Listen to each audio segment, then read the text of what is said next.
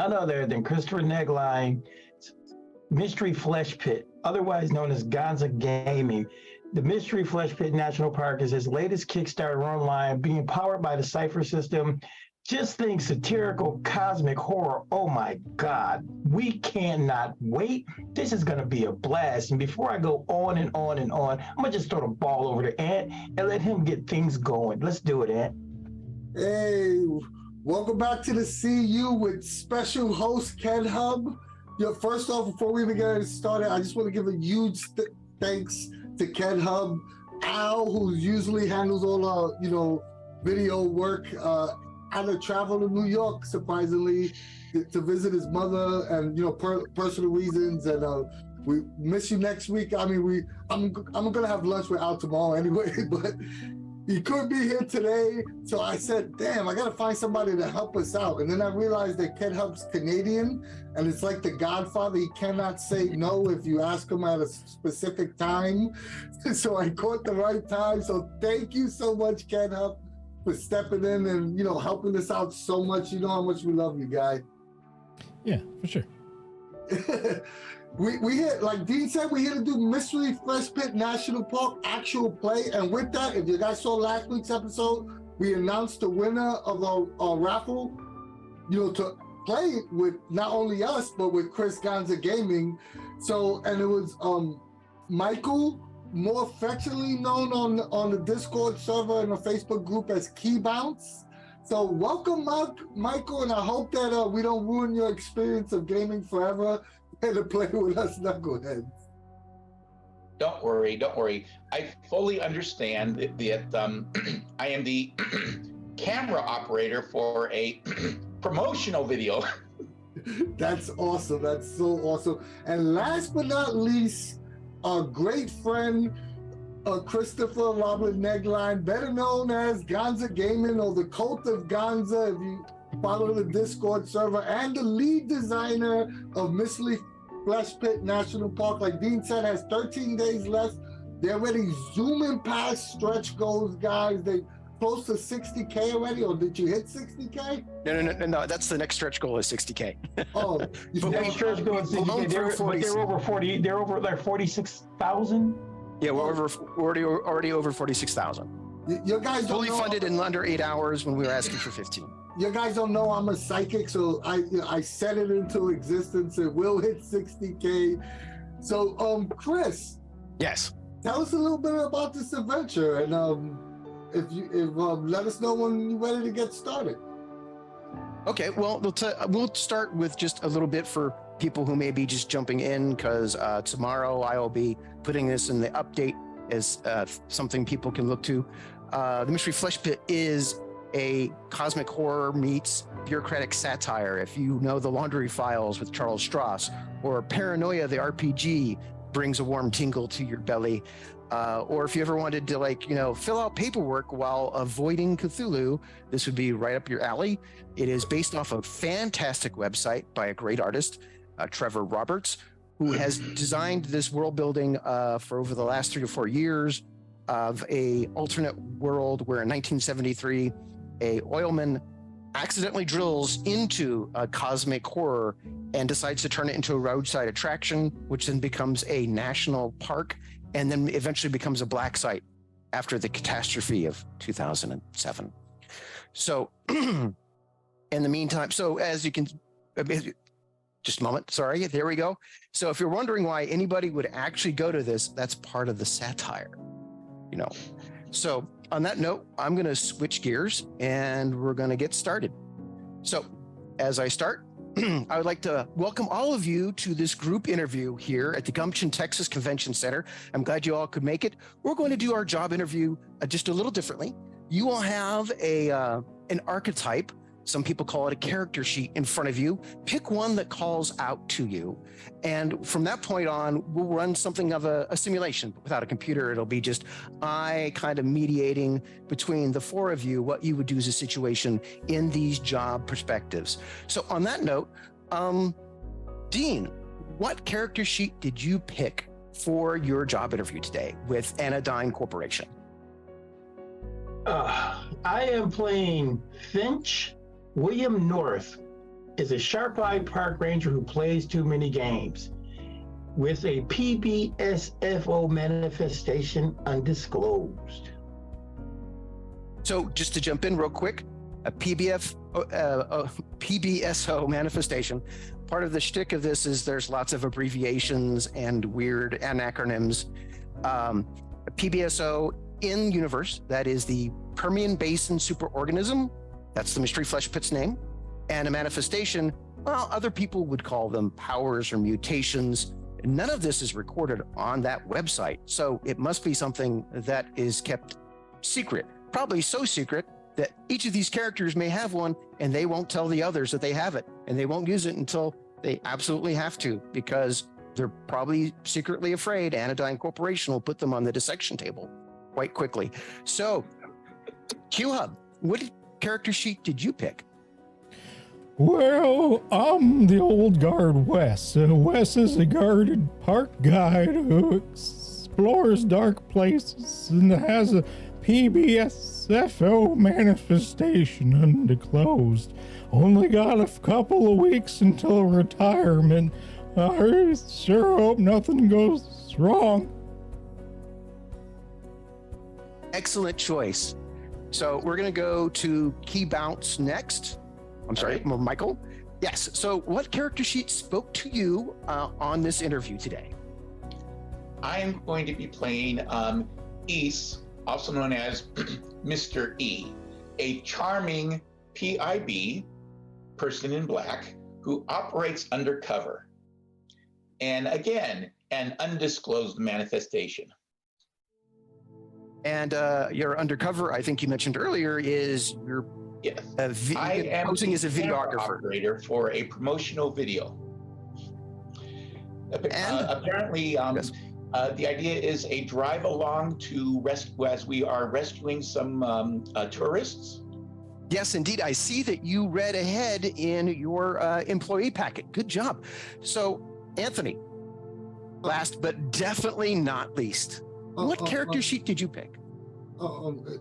Excuse me, are you talking to me? Oh, I'm sorry, I didn't mean to interrupt.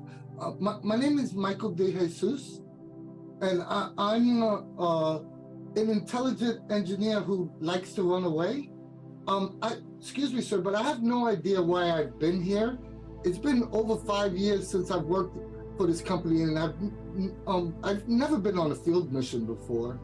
I'm a little confused. Am I in the right place? Probably are. Also, excellent. I see that all of you have adopted personas that reflect your job application, your job applications and positions, and in no way they are a stereotype or a trope at all. So, as our simulation begins, you guys are sitting in a break room. You've been assembled by your various supervisors and told to report here. And if you want, you have a couple of minutes here at your break room table to discuss what your options are in the cantina, and also get to know each other as characters. Okay. Hello there, everybody. I am Mr. E. How are you guys doing today? Shit all. Metamucil and my coffee's not kicking quite as hard as it should this morning. I'll tell you what. You know, back in my days back when I was in the Army, I don't know. It's all right, but there's just something going on. Ain't nothing right. And your name, Mr. E, huh? What's the E stand for? Well, I could tell you, but you know how it goes. If I tell you I have to kill you. Fat chance. Pencil pusher. You see Miguel off in the corner, and he has a big tool bag, and he's meticulously placing different tools in the bag and making sure it's in the right place. And he's constantly fidgeting and looking up around, not really responding to anyone, and avoiding eye contact as much as possible. Anthony, on your job interview character sheet, there should be a word or phrase called conformity. What is the level of that? My conformity is a 2. Two. That actually is a little lower, but you're doing an excellent portrayal of what is called conformity. Instead of losing insanity and mystery flesh pit, you sometimes have an urge to do something that will bring a little more of an organization, a bureaucracy to your life, because you spend way too much time in a underground world where there are no corners, there are no straight lines, and things are pulsing and moving all the time, and something might bite you. So when you get back to your cubicle, oh my God, stacking those Post-it notes or putting them all together in a nice little, pattern, so soothing, so soothing. So excellent choice there. Stacking Post-it notes. Oh, I love stacking Post-it notes. Yeah, well. Wes is just walking around the room once again, like nursing his coffee, kind of like making sure no one's doing anything crazy, but at the same time, silently, accidentally crop dusting everybody in the room as he walks through. Crop dusting with what? Farts. Crop He's dusting. flirting. As fart and walk by. So he's just like constantly, just like he just going through, drinking his coffee, and just every once in a while you hear, God and just damn like it, just come going on. through. Come on, Wes. All right. Yeah, that again. Come on. Did you eat beans last night? Cheese and All right, crackers. Madam Mule's kind of kicking in a little bit. Morning's gonna be a good one, I'll tell you what. Yeah. You gotta eat something other than beans, man. Well, you complain when I eat asparagus because of the smells. So the park guide, who Yeah. has our occupation of park guide? Park Yes. ranger? I'm the park ranger. I'm Park ranger. I got park guide. So there's park guide and park ranger. They are two different jobs. Okay. As some people who may have heard of things of role play may assume a ranger means somebody with pointed ears and a bow. For Mystery Flesh Pit, this is more for Texas Ranger. So more of a security fellow. That's type of right. security. That's right. And park guide would be more the person who'd be at one and understanding the Mystery Flesh Pit. Oh my God, I hope not. So on that note, oh my God, I almost forgot the name. What did we call them back in the day? It wasn't a walkie-talkie. It was a Nextel, wasn't it? Oh, yeah. Whop, Yeah. whop. There's walkie-talkies, Nextel, depending on what year you're talking about. Yeah, this would be closer to a Nextel year, I believe. So, quack, quack. Hey there. Is it? Did someone hear voices? That would be the park guy's radio going off over there. Did someone hear something? Did you I say think something you to need to me? check your radio. Oh shit! Get your Channel radio. 5. It's No, me wait, again. back. Hello? You have a 1038. 1038? Yeah, Is that- report to Bay 22. 1038. Reporting to Bay 22. Okay. Yeah, I can do that. I can do that. That's either I need to check something out or someone pooped in the trash bin again. Let's go. Excuse me, guide. Could you please explain to them that somehow there must be some sort of misunderstanding? I'm sorry, did I introduce myself? My name is Miguel de Jesus. My friends call me Miguel, but yeah, why am I here? No one told me. I just got a message on my desk. Someone wrote on my post-it note. Why would they write on my post-it notes? I have no idea, but why am I here? I've never left the office in 5 years. Oh. So why are we all here specifically that we know of, or do we not know? Well, the number code that you were given was for a search and rescue with a repair. Oh, okay. So that would explain why the engineer is there, but it seems like for some weird reason, the left hand doesn't know what the right hand is doing, and nobody told the engineer why he was here. And I also press the, on his Nextel, it's not so staticky because I press the audio button. Excuse me, but if you press this button, it comes out a lot clearer. And I press it on his Nextel. Oh, God. Wow. I didn't even know that button was there. They yell at me when I touch the other buttons. They're like, stop touching buttons. Yeah, it's a basic audio function button. I'm sorry if I should have touched it, but it should make it clearer for you. No, it's fun. I like technology. I've been thinking of getting one of them new like VCR thingies, but I'm not sure yet. VCR? That's like 10 years ago? You mean a DVD player? No, this is the 1980s, Dean, isn't it? No, we had So this is 1990s. This is in the early 2000s. Yeah, so DVD players. DVD players are newish, Well, I don't know. I mean, Betamax just cut out yesterday. Betamax was a lot more quality over VHS, but it just, Hey, I'm sorry to interrupt, but I think someone's like dying or something. Like I gotta like deal with that. Ranger dude, you're into that security stuff and stuff like that. You want to help with this? There was the code, the 10-11-38. I don't remember what it was. Someone's in trouble. Yeah, I kind of figured that's what we were all here for. We got your gearhead over there. We got your old ass over here, and then we got this guy who's supposed to be a guy that wants to threaten me. So I don't know. I don't know who that is. I get a little bit of stranger danger off of that one, but yeah, he's probably here for a reason. Well, I am here to act as a camera operator and filmer. So if we have a search and rescue, I guess it's time to show the world. Listen. I don't like you, camera operator guy. Every time we go in this place called a flesh pit, now you always got somebody with a camera trying to start something. Can I reiterate someone might be actively dying right now?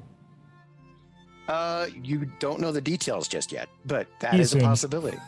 Yeah, I think we need to get down to what is it, Bay 22? I think we should. It appears that we have a simple case of somebody in trouble, and we can take a camera, a promotional video about why it's important to stay on the proper trails and follow all the rules so that nothing goes wrong. And if something does happen, you can be picked up and rescued. I mean, that's what this is for, to show people how normal and ordinary and safe this park is, right? Well, that's pretty cool. Is it going to be filmed in color? As far as I know, this is a perfectly normal color camera, and we'll have a perfectly normal time with a perfectly normal search and rescue operation, and nothing unexpected or out of the ordinary will happen. Right, guys? I hope not. I just got a couple of weeks left. I just want to move to Florida. I think we should get down to Bay 22. What do you think? What do you think there, Miggy? Miggy. Yeah, you, Miggy. Engineer dude. Miggy. You talk, I'm sorry. My name is Miguel De Jesus, and my friends call me Miguel. Well, I'm not your friend. I'm just the park ranger that's here to make sure you stay alive. Me and Maggie here. Let me grab my bag and we can leave. And you should have like this oversized mechanic's bag that straps over my shoulder. And as I put it on, I'll go, okay, I'm ready. I still don't know why I'm here though, but it's okay. I'm ready. We might need your technical expertise. He pulls this massive revolver off his hip. This is Maggie. Me and Maggie keep things together. Well, I immediately take like 2 steps back and bump into whoever was behind me. He put, then he looks like he's got mints. He pops a mint in his mouth. I always got to keep it fresh too. Let's keep going, guys. I'm gonna lean over to Miguel, just a quick one, and just be like, "Don't worry, he seems intimidating, but I'm pretty sure I saw him cry at the Lion King during the company picnic." Hey, The Lion King's a great movie. And that Simba there, he loved his dad. So yeah, why not? Before we leave, I want to make sure I shut off all the lights. Like Okay. As the last person leaves, I like hit the lights. That's what you should do. That's in the company handbook. Yeah. Turn on There lights, you 100%. All right.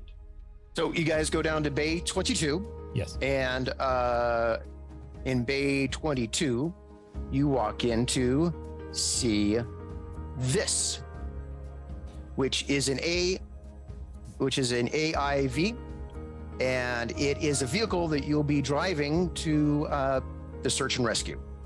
As you can see, it's been a little modified. Usually it's only a 2-person craft, but it's been modified to have 4 people in it. Basically, the front and the back, they move around a little bit, up and Is down. there a storage area if we got to save somebody? It's only room for 4 people. That doesn't make sense. Yeah, it looks like you might have to be resourceful when you get there. So, who's going to do the driving? Me? All right.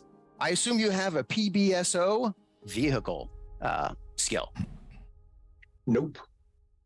Does somebody? Somebody has it, right? I do. Yeah, No, I there. guess you're driving. No, Gus. Well, before we walk in, I look at the inspection tag, and Okay. I see that it's signed by mechanical engineer Alvarez. I hate that guy. Alvarez. As I walk into the vehicle. I look at Okay. Wes.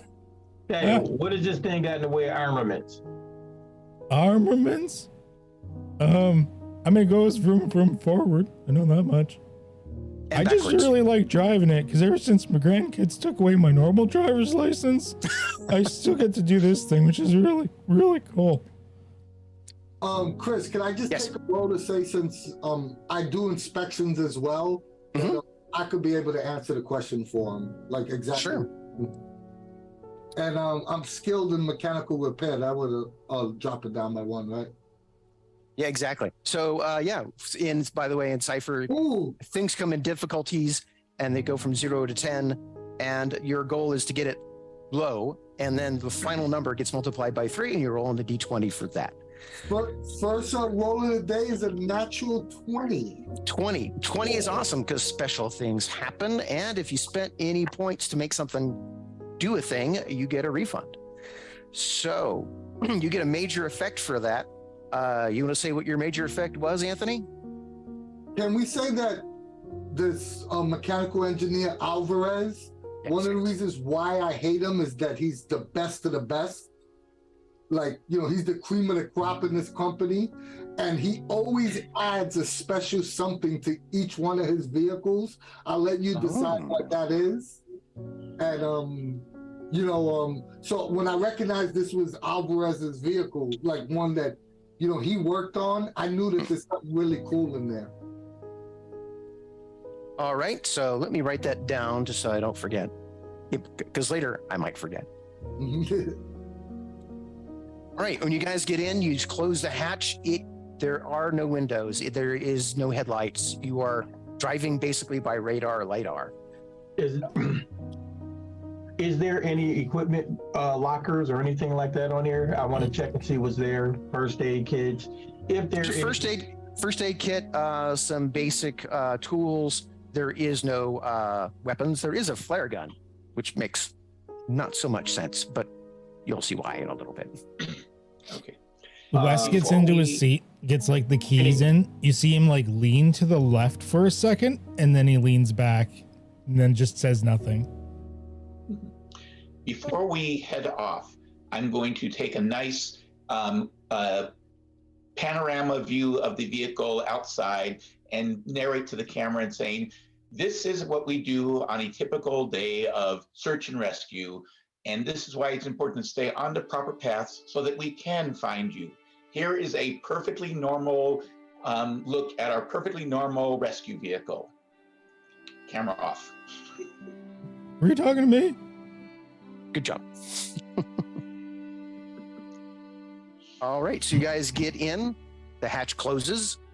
It's a little tight with you four. Maybe you could put 1 or 2 more people in here, but they're not going to have any place to sit. They're going to be sitting on the floor. Maybe a few more if you stacked them like cordwood, but that would almost be like bodies versus people. So you're driving. As you drive, you can hear the viscera slushing around the vehicle. You can feel it kind of wiggling and slicing as you drive it. Then you see something coming up on the LiDAR. It looks darker, which means it's more dense. It looks almost kind of like an organic fence, a structure of some sort, and it's coming up quick. Could you give me a difficulty 4 driving roll for that? Driving roll. So I am trained in that. Let's go. So it goes from 4 to 3. Oh, that's not good. I beat difficulty 2. So yes, you rolled you needed to roll a 9 and you rolled a 6. Is that what you're saying? Yeah. Yeah. Okay, so you don't get out of the way fast enough and you bang into it and you hear kind of a crunch and a splinter that on a certain level kind of is like scratching chalkboard because it sounds like bone breaking. Even though it's not your bones, still sounds like bone breaking, not a pleasant thing. And the vehicle is now kind of listing a little towards the right when it should be going straight ahead. You're going to have to compensate for that. We're going to have to give you an extra difficulty on your next driving roll for that. Sorry, we have a special thing, and now it's also damaged at the same time. Not too bad for a level 5 vehicle. Sorry, everybody. I guess there's a reason the grandkids took my regular license away. Had the parking brake on. Did you know that? And it like takes it off. We're all gonna die. No, it's fine. It's fine. Makes that noise now, but Not that today, just we're means not. we know it's still alive. It's still good. Like the TARDIS, you just had the brake on. All right, so as you're driving and you're getting closer to the coordinates that were given to you, comes look another sort of structure of bone, which actually don't even try to figure out if there's a skeleton. It's that there's structure support beams, strangely enough.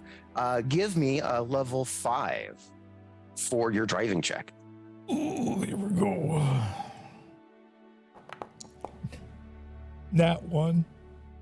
That's Great. what's up. So I do apologize. I told you we were all gonna die. Right? Pretty even get out of the gate. Actually, it should already be on your character sheets. It should say 2 grit. Yes. Yes. Okay. So in our version of the Cypher system, we have grit and we have XP.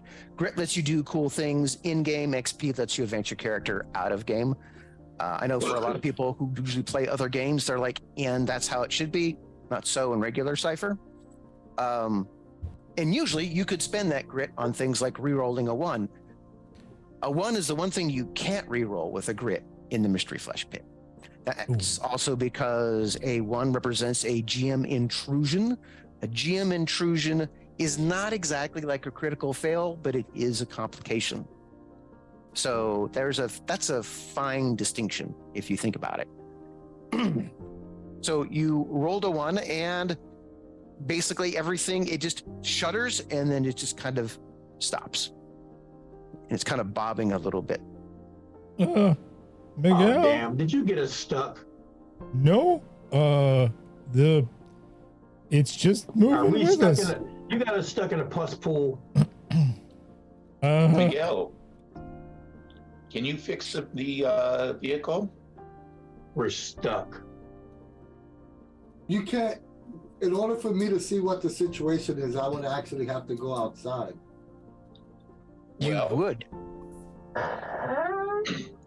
Well, we can open the door. We're on the trails, and this will give us a chance to film what happens when repairs are needed. Oh, I mean, we're not sorry. moving anywhere right now. You must have. I must have confused what I was saying. I was saying, I'm not volunteering to go outside. I'm saying someone would have to go outside. It's for the company. We gotta do this. Getting warmer, by the way. We're in the perfectly normal national park, correct?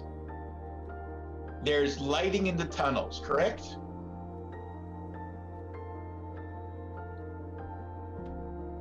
Is there lighting in the tunnels? Oh, you're asking the GM? Yes. Is there supposed to be lighting in these tunnels? When you're on a walking path where people can be and employees can be, there are lights. There's even phones. Okay. So we can step out of the vehicle. You can do your repairs, and we can continue on our way, right? Not exactly. The engineer will need to tell you that this vehicle is designed to be off-road. You're actually basically a capsule of steel, floating, being kind of pressured from all different sides with tons and tons of tissues and fluids. This thing kind of cuts and swims as a shortcut. You're not on the paths. Listen, Miguel, I got about 15 minutes till the coffee hits. Your character, that would be a totally normal reaction for your character, because your character doesn't really do that sort of thing. And you can't see anything, and you don't know what the radar means. So your character's misinformation is perfect. Of course, that would be a natural assumption. Could I do some sort of diagnostic from the inside of the ship, like either electrical or something, to see if I have like a general understanding of what somewhat the problem would be without having to go outside? You know, we also had previously established, and why I didn't use it immediately, that you have gotten a major effect. So you have kind of that bonus of some sort that you want to pull out. Oh, can we say Alvarez has cameras outside that I'll be able to see from the outside? Maybe a functional drone that he could actually use to manipulate things, so he don't have to go out. That might be a little much, but I'll go for the cameras. Okay. All right. So yeah. So I want to, and as I'm pulling up this camera, like this little screen, I'm like, Alvarez guys, genius. And I want to see if I could do a diagnostic from inside the vehicle. Okay, you use a joystick, and while I wouldn't say it's like a full-on drone, you do get quite a bit of freedom with this camera kind of rolling or like right next to the skin of the vehicle. Would that be mechanical repair or electrical repair? That'd be more, well, you're looking right now, you're just playing around with it, so you could use mechanical as you're like looking around. I got 11 on the die. So it looks like right now there's a chunk of bone that I wish I had a little laser pointer here that's in between like that front left wheel and that handlebar behind it. So there seems like there's a chunk of bone that's just kind of wedged right there. So like maybe he got us stuck. Guys, it's sort of. So it's not. So maybe just a little extra driving might get you guys out. Maybe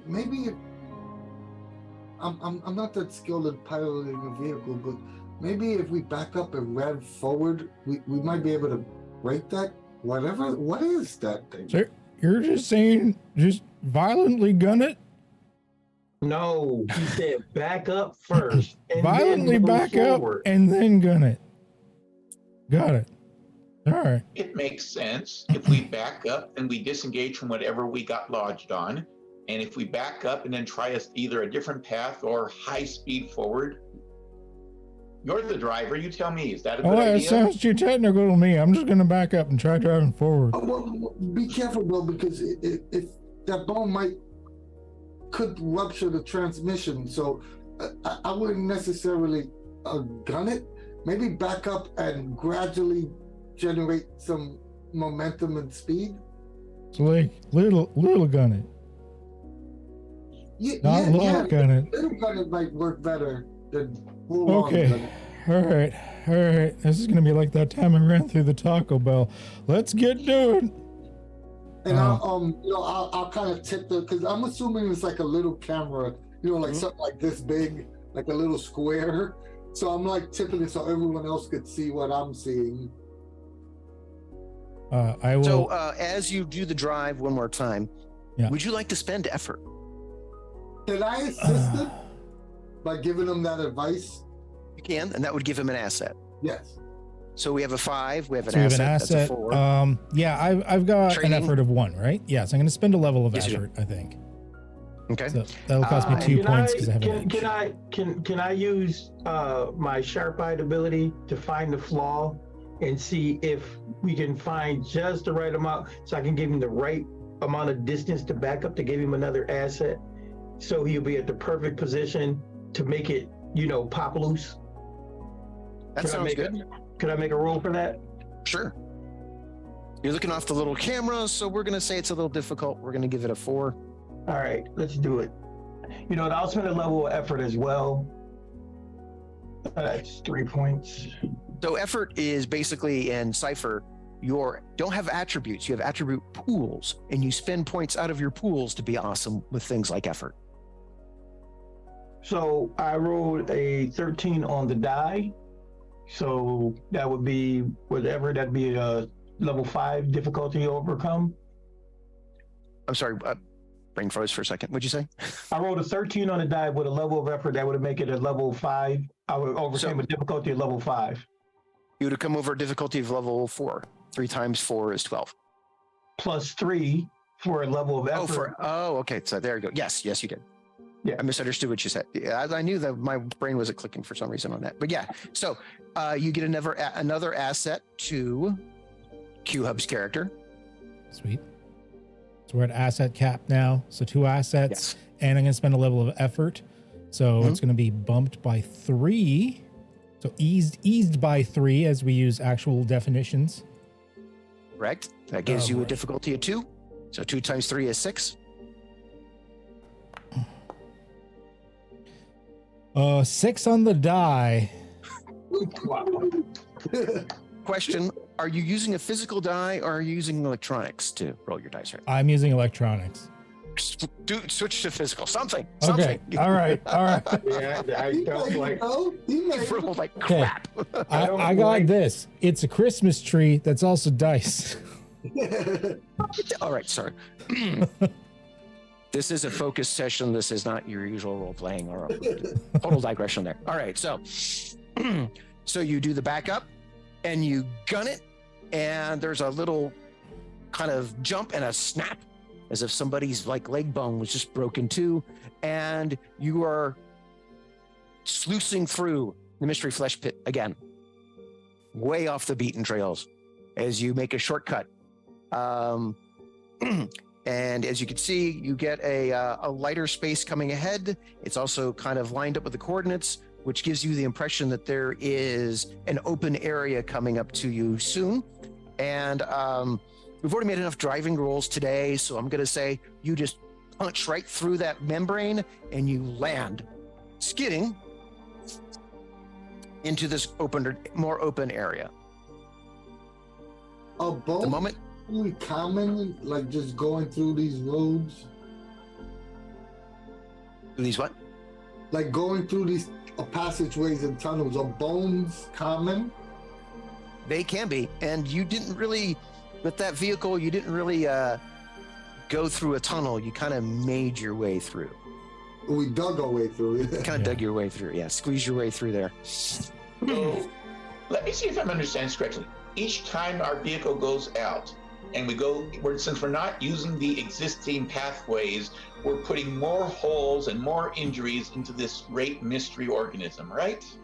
100%.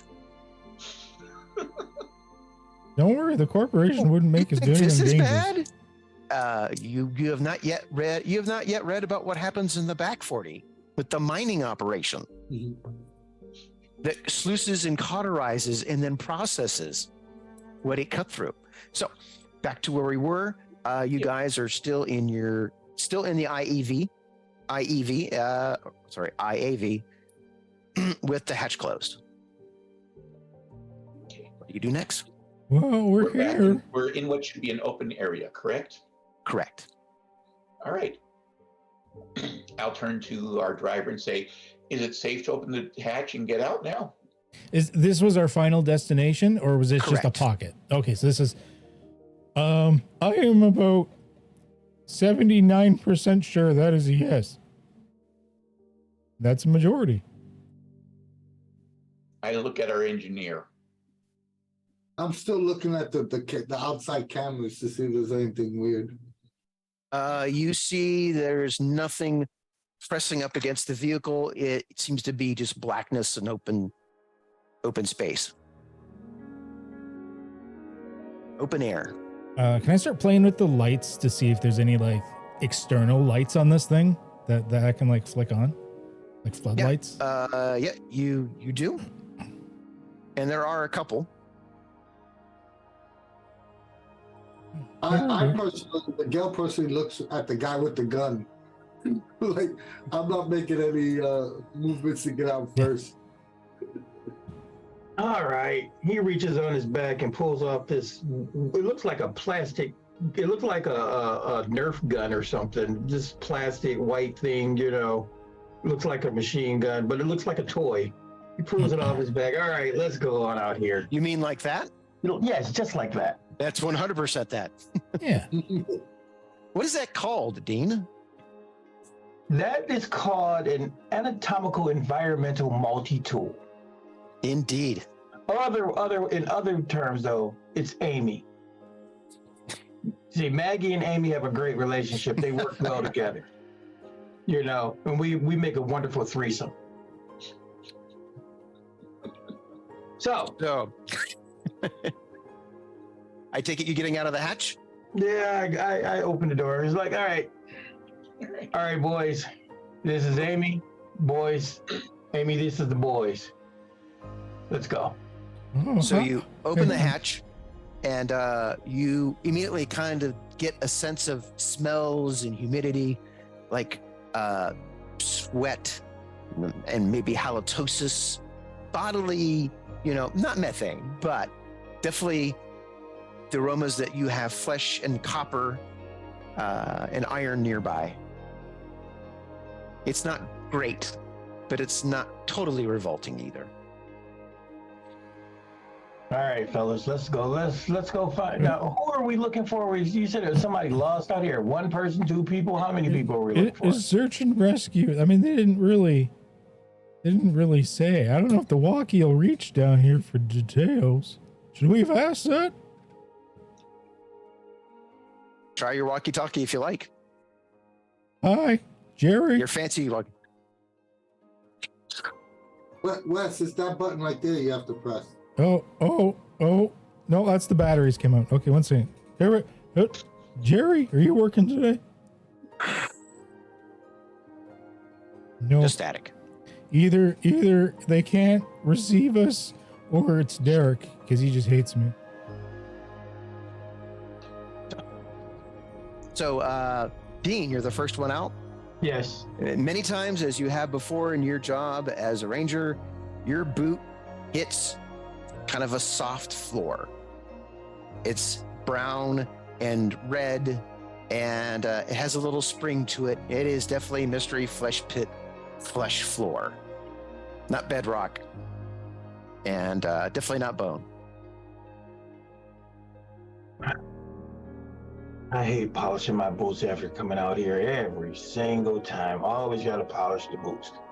Well, Little tip, I'm on. just don't care. Says somebody about a short distance away. Short is a range in Cypher. And there is a broken down VEEV, or, you know, sometimes, especially in this function, called a bus. They're used for everything. They're basically the truck inside the mystery flesh pit, but they're also used as a tour guide vehicle.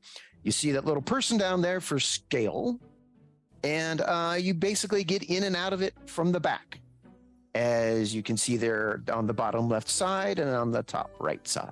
Looks like you're up here, Miggy. Looks like you're going to have to do some repairs in order to get these folks out of here. Which explains why you were brought along. Is it usually common? There's still passengers on the bus, or do we? There are passengers. There are several passengers just kind of standing around. Some of them kind of walking, pacing a little bit, as if they were broken down on the side of the road.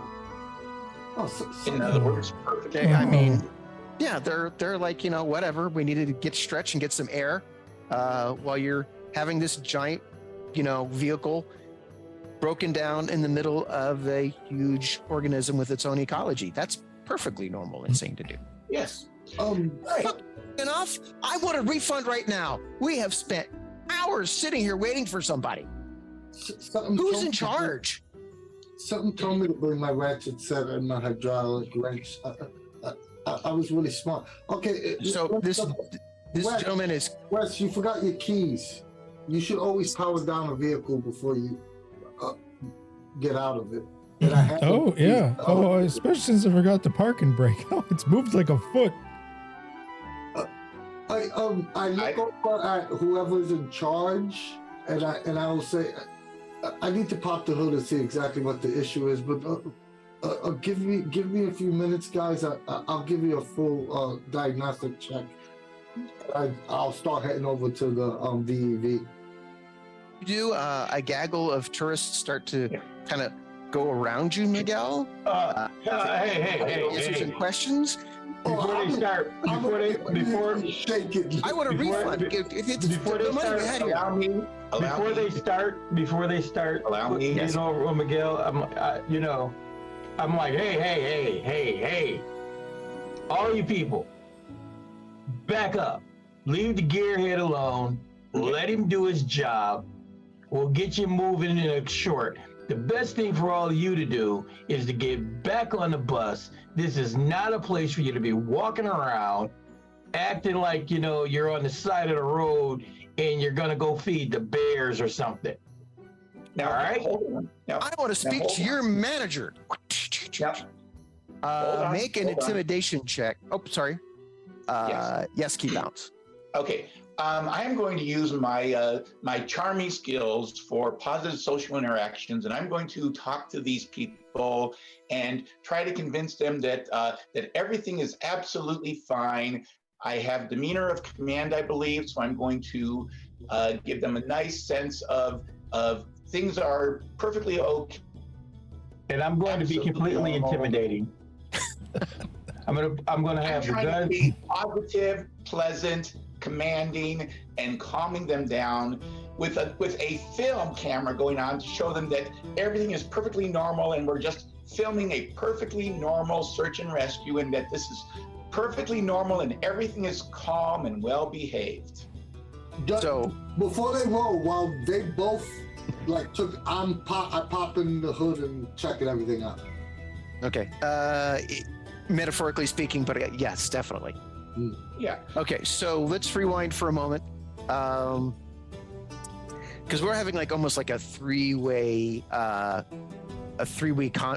conflict going on. Is a Karen tries to intimidate you while both of you are, so you're kind of taking over the whole crowd to some degree. So let's roll first for the Karen. She's going to be a intellect task at 5 to not be intimidated by her, as she demands to see the manager. Okay. So, I have to roll to not be intimidated by one of these people who are here. You're saying? Correct. Yes, a very intimidating park guest. I see. Well, am I able to use demeanor of command to let them know that I am the one in charge here? You will. She's just going to get to that first, Got it. timing wise. Okay, so I'm going to use efforts to avoid being intimidated by this plain old park guest. Okay. Well, you say plain old. She's like, I rolled a 3. You rolled a 3. Would you like to use one of your grit to reroll? Yes, actually, I will.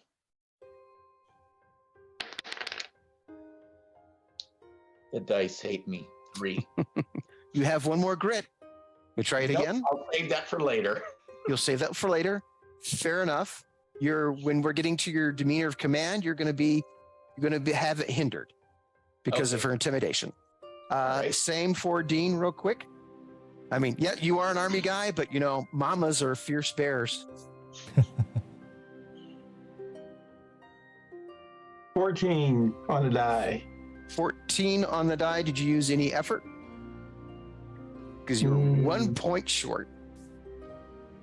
Yeah, I better use effort, I guess. Yeah. That way, so she doesn't intimidate me. Okay. I want to intimidate her. All right, so you won't be hindered on your intimidation roll for her. I'm going to judiciously say that Keybounce, Your command aura, while it's hindered, you're kind of aiming for the whole crowd to some degree. Mm-hmm. Yeah, I want to back her down because she's the ringleader of the crowd. 100%. And he's taking care of the he's taking Keybounce is taking care of the ads. You're taking care of the main beast in the middle. So, gentlemen, for she is when it comes to intimidating and being a total Karen. My apologies to any Karens in the audience.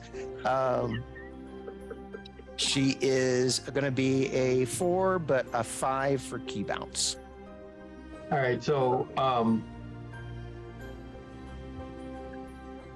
16. Yes. 16. Great. And what do you say? Because you said intimidation. You just I have the AEM in one hand, and I put my hand on the big 44 Magnum that's sitting on my hip, and I go, listen here. First of all, you're a guest. Guests don't get to dictate anything. You follow the rules so you can live. Get on the bus and take all your little followers with you. Let the man fix this thing so we can get going. Do you understand? Yes. But this is not over, she says to cover for her ego.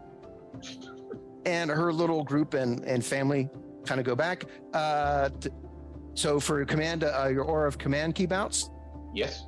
let's have a roll. It'll be level 5 All right. because of your hindrance. Would you like to spend effort? Well, There you go. Yep.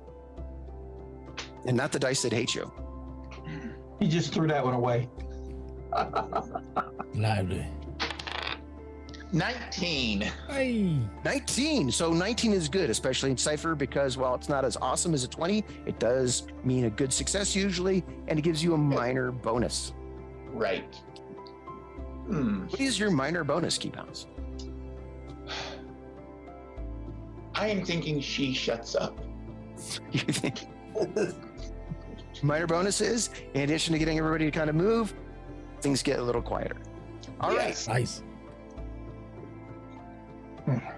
Right. If Qedhup, if you don't have anything that you need to have addressed, we're going to switch over to Anthony's character. Yep, go for it. Okay. So Anthony, you're checking under the hood, but so to speak, is there anything else you're looking for in particular? I mean, the first thing I'm gonna do is I'm gonna run the electrical, do Okay. a diagnostic, and then I'll work my way mechanical. So Okay. You work your way through electric and mechanical. Let's just say that this is going to be a diagnostic check, intellect, level 4. okay, I'm trained, so it'll be a level 3 for me. I'm not adding anything to the roll. I got an 11 on the roll. 11 of the roll, which is better than a 9. So yeah, you succeed. Yeah, a lot of the electric systems are down. Down. Can I'll immediately check out whatever batteries are being used to run anything. Okay. So you're kind of going up to the front to kind of check on the batteries that are, to see what's going on. And you give me a perception check. It's going to be level 3. Okay. I got a 2 on the die. Doing the die, so 3 times 3 would be 9, so you didn't make that. So you're opening it up, and the batteries look okay, and everything is connected. But when you use your, it's been so long, your little tester kit, you can tell that power is, power is leaving the cell, but it's not coming back. So something is cutting off the connection from when it goes to the battery. All right, can I use my tinker ability? Certainly. Take out the wire, right? Okay. And then I look around to see what anybody sees what I'm doing. I cut one end of the wire, and you know how you cut a wire and then you go further back and add a new copper connection piece. 100%. Yep. That's pretty savvy. And I try to wrap it up to like jumpstart it to see if I get Sure. A tinker is not your PBSO manifestation, so you don't have to hide it unless you feel like, it's not a regulation fix. Yeah, that's I feel a little guilty about that. Oh, okay. All right. So you doing something like that. So spend your points for your tinker if you do have to spend points for tinker. I have an edge in intellect and Excellent. And that's the nice thing about Cypher is edge can make things free. So even if you take damage to your pools, your attribute pools, you can still do awesome things. Even running on empty. I got a 15 on the die with the tinker. Excellent. So part of you actually figure out what's wrong while you tinker, because as you grab that extra wire and kind of pull it to see where you can get it go back to connection, it's feeling really loose. Really? Okay. Why is that end burnt off? That's weird. Yeah, the other wire, the other connection you wanted to make isn't connected to anything because it's been burnt in two. It's been severed. That is weird. Would I have any idea where any of this, something similar like this would happen? I mean, the only thing you can think of, usually sometimes, depending on where your VEEVs go through, I mean, they can take quite a bit of damage from, hitting a bone, or if they go through a stomach pit, they can get quite a bit of meltage on the outside. This is Damage. But this is in an enclosed area, right? So yeah, this. So This is the on the trails, right? So this isn't No. something to repair on site, right? Well, I mean, you should have been able to repair. This is maybe you might have some extra gear you can do, but yeah, it was weird. Speaking of Keybounce, no one has been mentioned anything that would be kind of, I guess, missing here, or someone missing here. I'm sorry. One more time. I didn't quite catch that. Oh, it doesn't seem like anyone has mentioned any about somebody missing here. Right. We were called in for a search and rescue. Locate the vehicle, rescue the people. Correct. Correct. And the employee, right? What? And the employee, correct?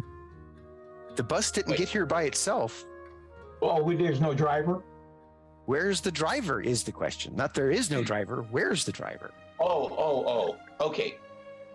So my first thing is doing my job. I'm going to take a video of the area where we are. I'm going to take a nice. I'm going to use my camera and record what's happening. I'm going to record the well-behaved after I've talked with them, tourists and everything. And as you pointed out, very well. After I get a nice little recording of how everything is behaving the way it's supposed to behave, I will turn off the camera and then ask them, by the way, may I speak with the driver of the vehicle? He's still on board. Okay, I will step inside and take a look and see what's happening with the driver. Okay, you walk in and there is the steering, the driver position. There's the extra chairs with the 5-point harnesses, and nobody there. The only other spot there is the bathroom in the back. Okay. Which actually would be kind of to your right. Sorry. So yeah, the bathroom, the latrine would be more on your right because you're coming in from the back of the vehicle. Right. Okay. So the driver's seat is unoccupied, correct? Correct. Yep. Is the safety harness still latched? It's opened like everyone else's. Okay. And does the bathroom have a occupied symbol on it? And definitely it does. Okay, so he's just going to the bathroom. Perfectly normal, nothing to see here. All right, I will step back out and wait for him to come out of the bathroom. Okay. At this point, I'm finally going to get out of the vehicle and start walking around, stretching, just taking a gander around the area. Not necessarily the vehicle itself, but just the location. So it is high enough that what light you have doesn't really illuminate the roof. but it looks like it's a large, open. Could it be a gland of some sort? Could it be just an empty stomach of some sort? You're not sure. Could it be just an interstitial space that doesn't have anything filling it? But it's all brown and red, reddish hues. Though, give me a perception check. Well, actually, what I was thinking, Yes. I have an infiltrator cipher to launch and map the area looking for things. I was thinking of like this little gizmo off my belt. So you have a prototype. Sure, yeah. All right, so that is a one-use item, and you might be actually lucky enough that that item is pretty much what it says on the tin and not anything else that may do something weird. Good. The way you describe it, it almost sounds like something from R&D in Paranoia. What? But it might actually work. So you set the device, you turn the device on there, Qedhup? Yeah, it's like a little orb. I like you gotta like twist it. I look at the bottom. I'm like, oh, made in Kazakhstan. Nice. And then I just like it starts to whir, and then it starts to get hot, and I just like toss it in the air to see if it does like a scan thingy. So it floats up, and you can kind of see it. It kind of rotates and just kind of takes a picture or two, and keeps going up there. You can see it kind of taking pictures, but it's way up there. And then it stops taking pictures, and it hits the ground. Not that far from you. Yeah, I'm gonna go pick it up. Okay, you go pick it up. It's broken. Oh. Oh. Shit. It looks like the top part of it is been burned or singed, a little melted. Huh. Well, I'm sure it's nothing, but maybe Miguel. I mean, he's pretty busy, but maybe he'd know about this. Miguel. Miguel. Wes, come over here. Can I show you something? Yeah, can I show you something? You show me yours, and I'll show you mine. Well, here we go. Oh, okay. Look at this. The wires are. I thought I fixed it, but the wires are all burnt out. Like, whoa. I just tried to use, one of them scanner gizmos you guys make. I just tried to use one, and it got all burned out and stuff as well when I threw it up. Let me see that. Here you go. Here you go, Sonny. This too. Yeah. Let me. Can I see? Like what part burnt out? It was the top part. Is this a camera device? It's a camera device that kind of floats up, takes pictures in an area, and then kind of is supposed to land, and then you're able to like look through the pictures in a very early 2000s kind of way. Would I be able to like be able to remove the memory card and use from that device and put it onto the truck so we could still see the images he took?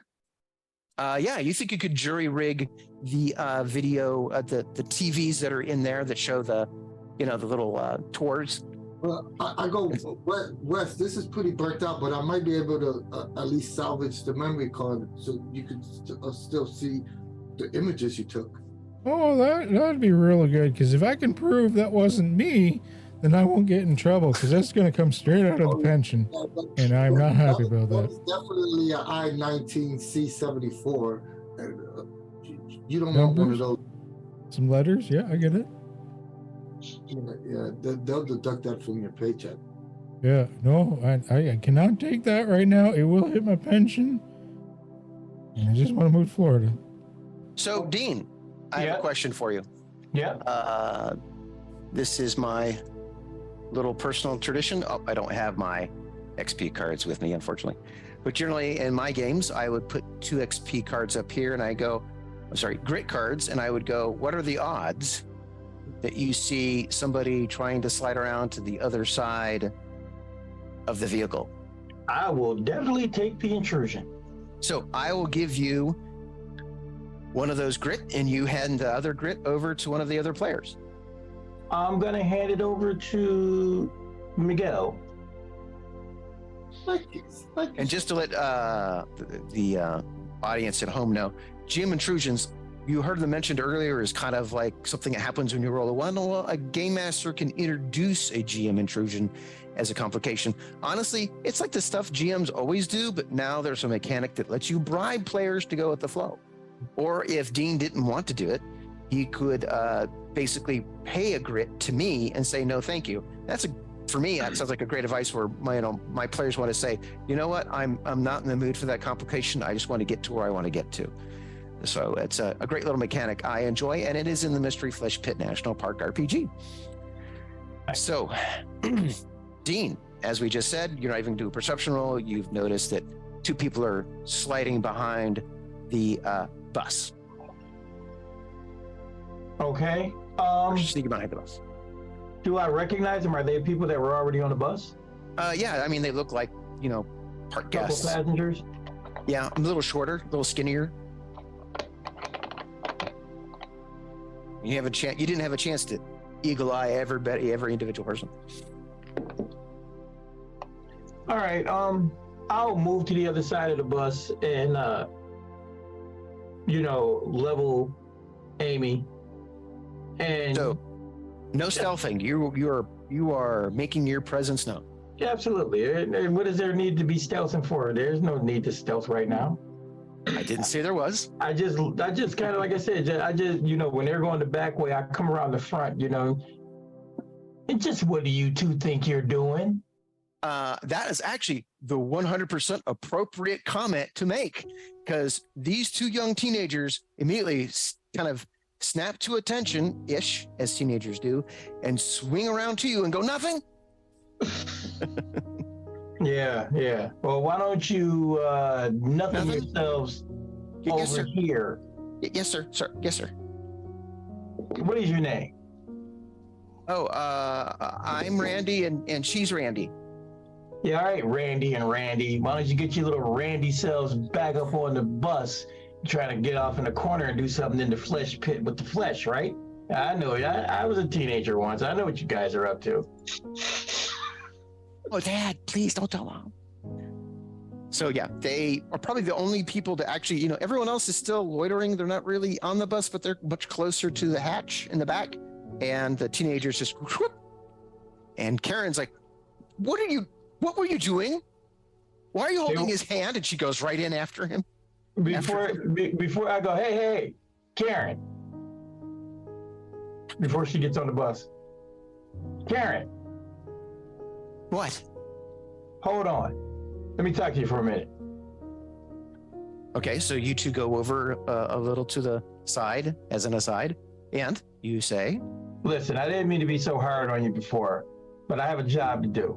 And I understand, you're out here and everything gets all kind of freaky and stuff, but just calm down. We got the best people on the job, and Miggy, he's like one of the best, I slammed the hood and I'm like, God damn, that's what I'm do. As I'm talking to Wes.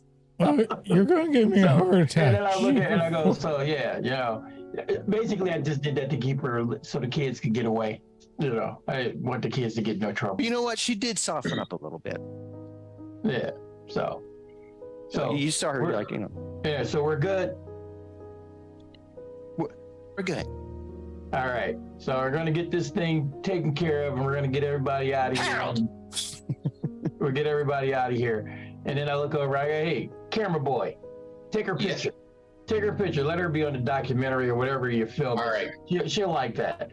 I will take a picture of Karen and I say, leave and say, now, Miss, can you tell me what your name is and how you've been enjoying your trip so far? Tell us all about the great things you've been seeing so far on this trip.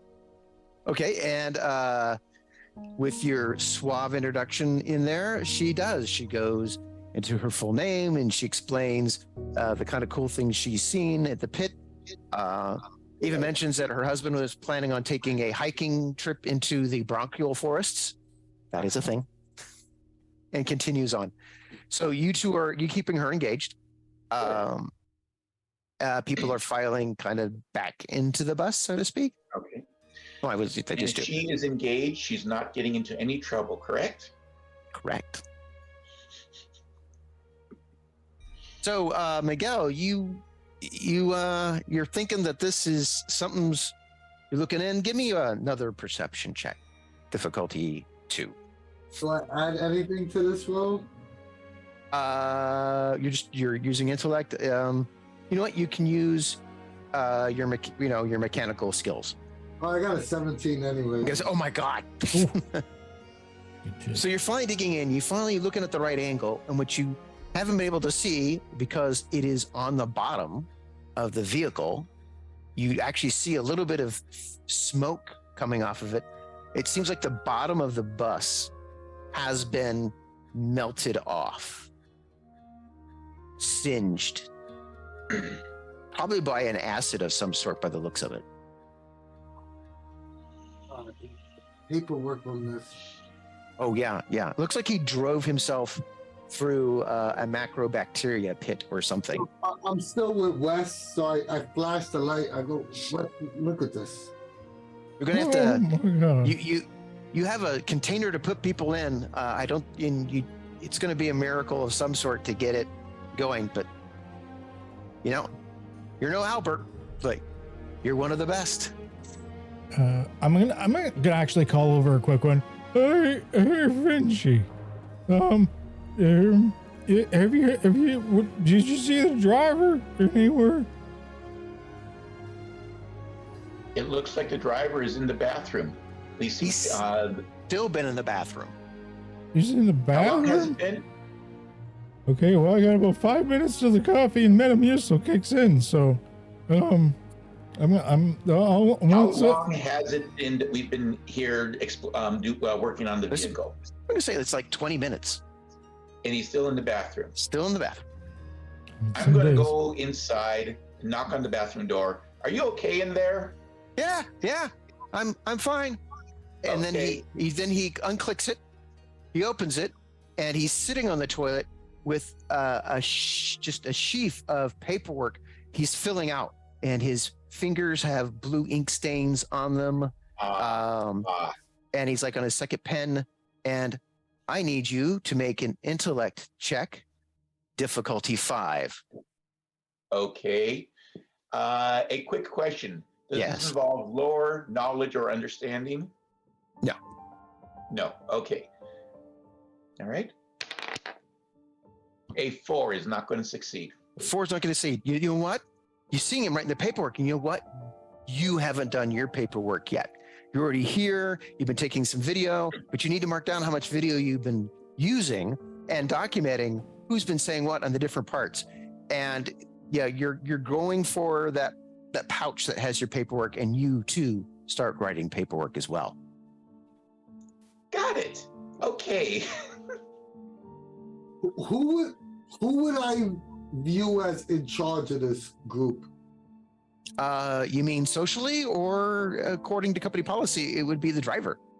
So I would go to Wes and say, I'm sorry, but it's either one or two things. Either you call this in and have a replacement bus, but this is a ton of work, and I'm capable of doing it, but I would need an hour maybe.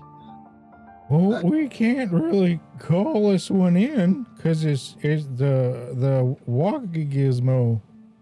So just to let you know, I wouldn't use a winch this way, but you do have a winch on this vehicle on the front side. Oh, to lift it up? To lift it up. I wouldn't use it as a tow, but it does provide cable.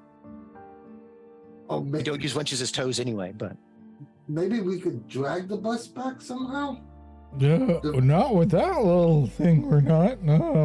I mean, I can't get anyone on the speaky box, and I'd have to go back to get somebody, but that means leaving all y'all here. Oh no. You're under my happens. supervision, which means that's just more paperwork. I What don't was like that. that? Did you hear that? I don't hear much, You're what? but I heard that. Oh, well, Keybounce doesn't hear anything because he's now knee deep in paperwork inside the bus. Finch. Finch, Finch. Finch. And then Dean could use a perception check. I will make one now. Finch. 12. I rolled a 12 on a die. 12 on the die, it makes it. And you, for a second, saw something just kind of flash for a second as it comes out of above and hits the floor. And then there's a little bit of whiff of smoke coming up. Well, what hits the floor? You're not sure from this distance, but it is, you could walk over and check it out. Actually, I think I'm going to reach up and I have a little item here, these ultraviolet goggles, Indeed. and Another prototype. yeah, and I'm going to actually use that. It says it's used for spotting in low light spotting for 10 hours. Might defense level 4 to avoid permanent inability, vision related actions. So yeah, I'm going to take a chance with these things and see if that helps enhance the vision enough to, because I don't want to get too close to anything that's dangerous. I don't blame you. So you put the goggles on, and the little, as it's described in the prototype's text, the little needles on the edge of it kind of just sink into your skin there, and you feel a slight sensation in your eyes. And wow, it's like all of a sudden your rainbow has tripled. You can see all sorts of different colors and different vibrations. And this prototype is much more like the one you will find in the Mystery Flesh Pit, where you get a goodie and it comes with a potential cost. So should I make the mic defense check now? Let's see. Actually, you know what? Let's wait until it's done. All right. Well, it lasts for 10 hours. And if you take your if you take the goggles off, you still have the vision, but you know, basically you can't shut it off for the next 10 hours. Right. And from that distance, what you see is the smoke in different different colors. And one of them goes really high up. You keep looking, and where everyone else and their flashlights kind of failed, your goggles have kicked in. And while everything on the walls, on the floor, and your walls was red and brown, up there, it's like bone dead white. But there's movement up there. Almost in some ways, it's kind of hypnotic because it looks like just this fuzzy cloud of what could be like snowflakes that are just kind of all hovering up there. They would look a little bit like these things to the left and to the left right there. Have we encountered these things, or do we know anything about this? Yes, as a park ranger and a park guide would know a little bit more about the fauna and the flora of the Mystery Flesh Pit. Those look like kind of a breed of macrobacteria, which by themselves is not a predator, but they are basically, their biology is acidic, like don't touch, like poisonous plants, or worse. Imagine poison ivy that would just melt you with acid versus making you itch. So my question is, would my And then another one falls to the ground. so my anatomical environmental multi-tool, would that be a good thing to like vaporize this stuff to keep it from falling on people? Make an intellect roll. Chris, just so you know. Yes. Rolled a 10. You rolled a 10. That seems pretty spot on thematically, because you get the feeling it would be a 50-50 chance you would cauterize some of it, but that activity might make other bits of it fall. Hmm.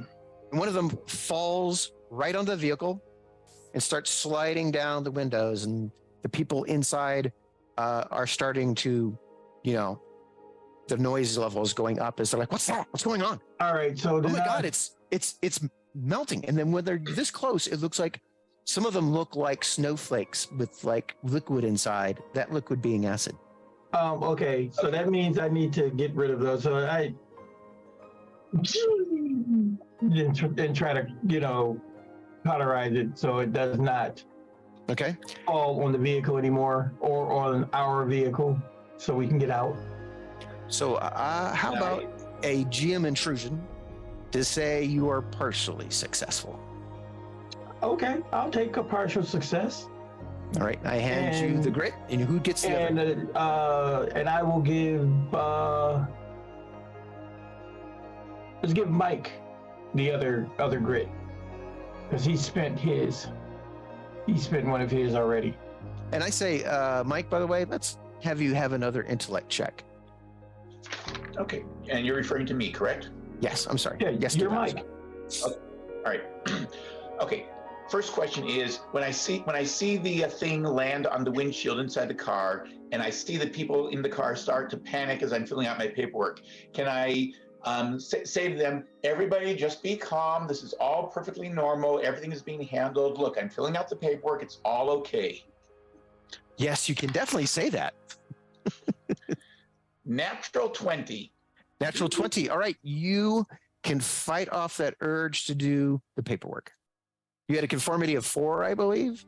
Yes. So that was pretty strong. So that's why you were doing paperwork versus something that would have been a little more minor to do. All right. And yeah, some people are like, "That's normal?" Absolutely, this is normal. You are inside. What? You are inside You are inside a He's giant shooting at the roof with a... Now. You are inside a giant creature. He is just basically acting as an additional antibody taking care of an infection. It's perfectly okay. It's perfectly okay. Absolutely. Don't viruses die in antibodies? We are here to make sure that you guys are safe and that whatever is happening inside here is not a threat to you. Trust me. Would I lie to you?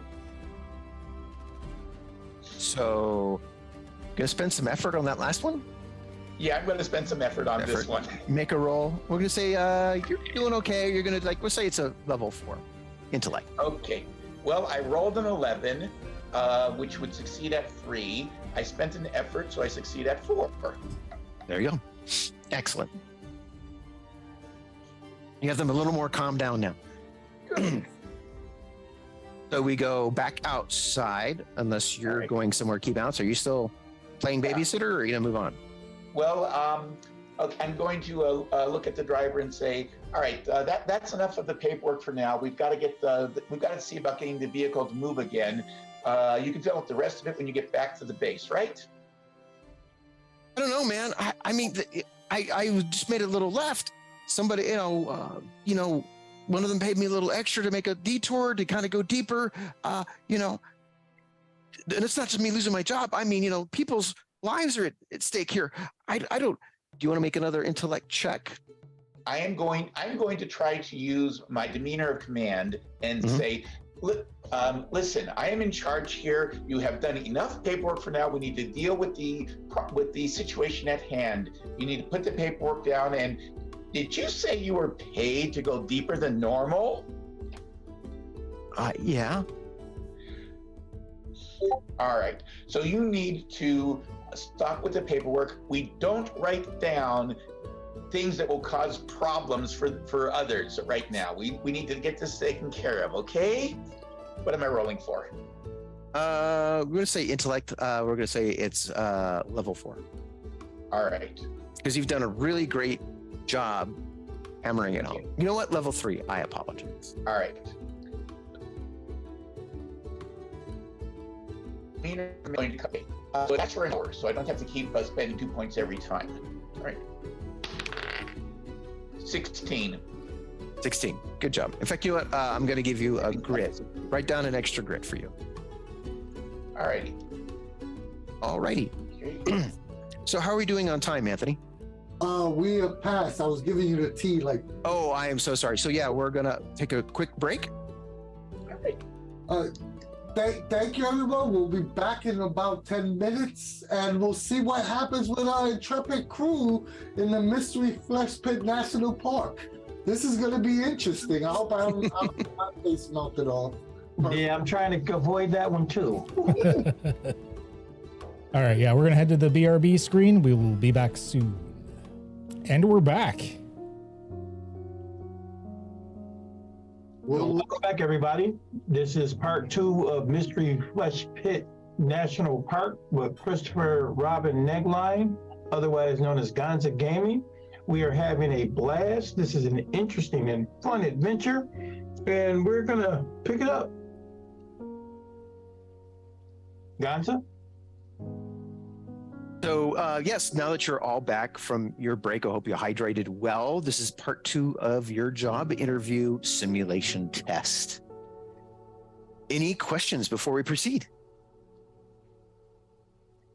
No, I think we're good. I don't think so. I was about to say, this is not actually the point where you ask questions.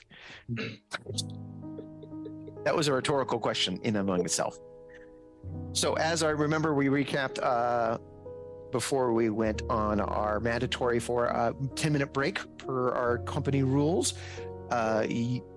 Dean's character had noticed and was actually shooting up at the ceiling because evidently there were naturally occurring living creatures that were perfect acid bombs that were starting to fall everywhere.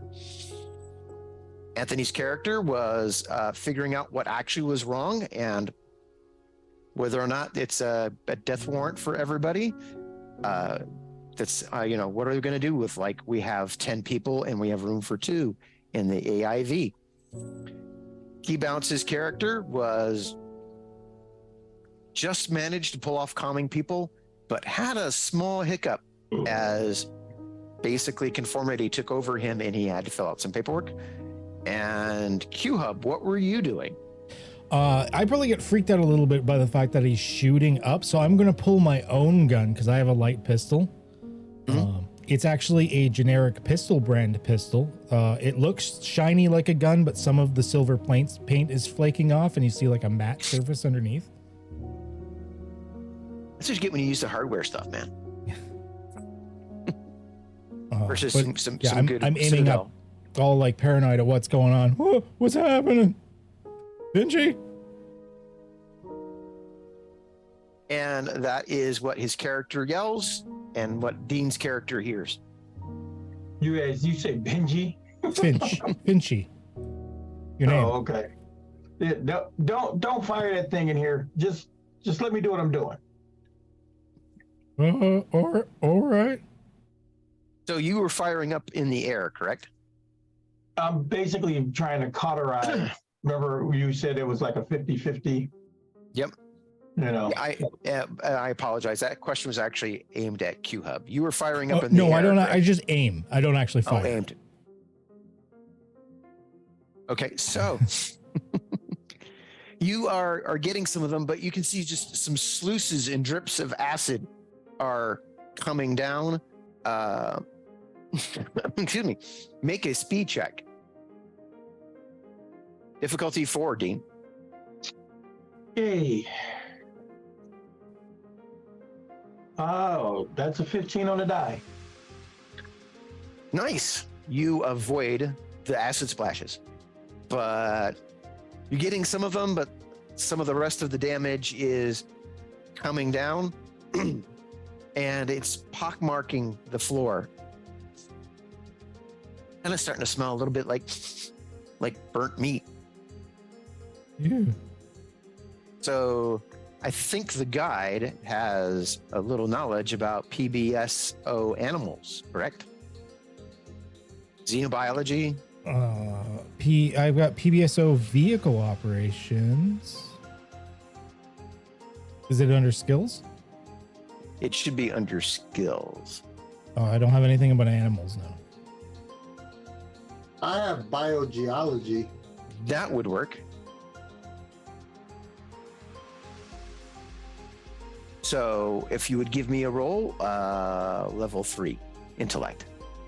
I'm trained in biogeology and I have a 6 on 5. I'm sorry, what'd you roll? A 6. A 6? And I had said a 3, right? So that would have been a 9. Yep, you are busy working on fixing that, trying to figure out how to fix that vehicle. What are you going to do, by the way?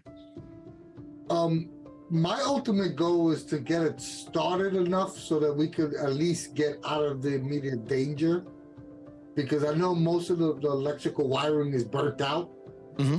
My only hope is that I want to be able to start it so we could at least travel out of where everything is melting so the bus doesn't get further damaged. So I'm going to throw a GM intrusion towards you. All right, I'll give my grit to Wes. Okay. You think you can fix it, but it means you have to salvage it from the other vehicle. Oh. You can use your tinker to basically make one vehicle out of the two.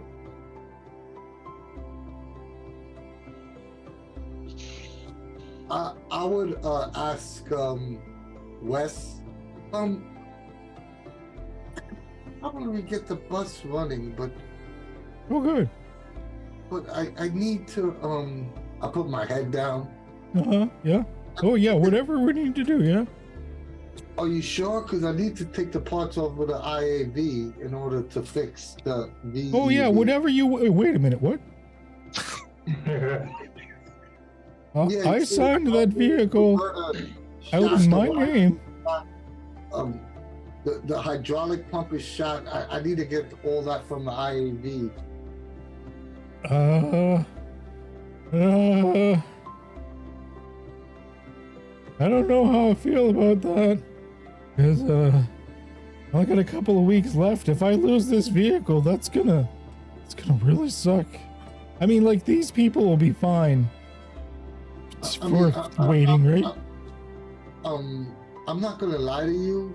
You probably are gonna get a 197B34 because of this. Because it won't issue to you. I guess client satisfaction at this point may be more important than the vehicle. How much attention? You do know that this is a $80,000 vehicle.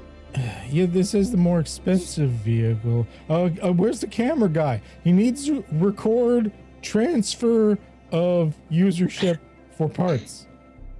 Cameraman, Mr. E, cameraman. Like, start yelling out. All right, I when I hear myself being called, I come out of the vehicle and I say, "What's up, guys?" We have a little issue here. I could fix the VEV. I'm pretty certain of it, but I need to harvest all the parts from the IAV in order to do so. And so we have enough parts to make one functioning vehicle. Can the one functioning vehicle tow the other vehicle? I doubt it. It would add extra stress on the truck. We could try. I wouldn't recommend it, but okay. So it sounds like it's a matter of we mark and record where the vehicle that we're leaving behind is. We assemble one vehicle. We take that vehicle out, and we later send back a vehicle recovery crew with the parts and equipment to restore both vehicles. Yeah, that's kind of where we're going on this. I just need you to record with your you said it's a Technicolor camera. I'll turn the camera on. Yeah, can you put a new film in that and record us for a second? New film. Sure. I will switch the film out so that we've got the good tourist video camera film safely set aside, new film put in, and I'll say, okay, company policy time. You're on camera. Go ahead, state what's happening.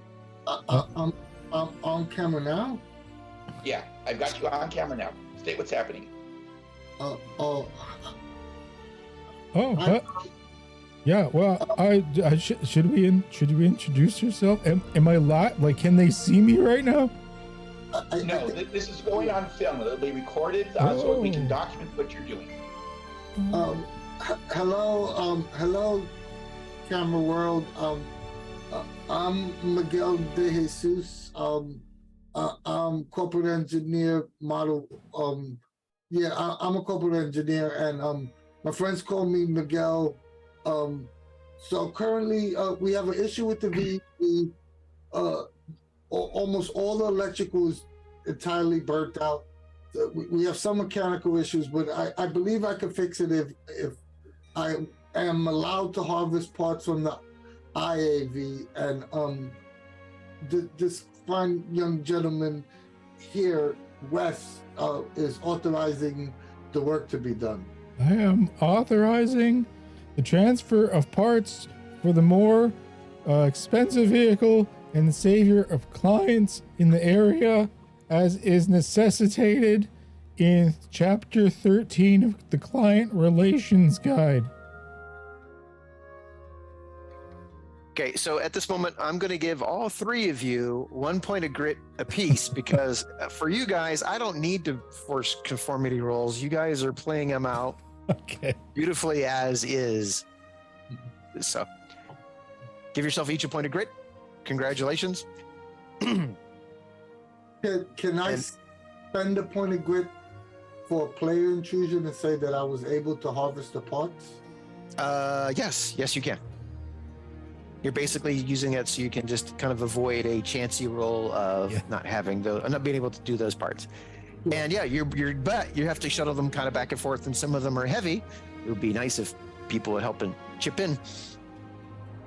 Of course. I will help out if I'm actually, if we're gonna do it that way, could I just like use because you said it was like a 50-50, so I know things are not optimal, but could I use a point of grit to kind of make sure Miguel and Wes are safe so they can get this thing done to get the vehicle out? So yes, you have savvily assumed that there is now acid rain going on, and yeah, you with your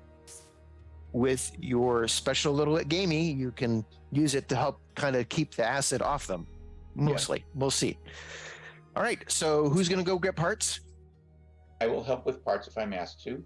Okay, so we have 3 chunky parts. Are we going to all do it at once with 3 guys, or are we going to chop this up somehow? If they're big, heavy parts, it makes sense that we work together so that it's not. I'll try. My sciatica, though. I don't know about you, but I can't necessarily lift something heavy. So your character probably can.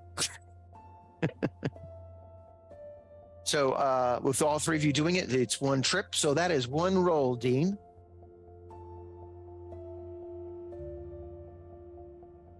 You're at least practiced with Amy there. Yeah, 11. And 11 for this very sexy gun we have right here. That, though, we're going to have to, I'm going to have to actually randomly pick somebody. I'll roll, spin a level of grit, another point of grit. I had 5 grit, so I'm down to 3 grit now because I spent 1 earlier. Okay. I'll just to re-roll it.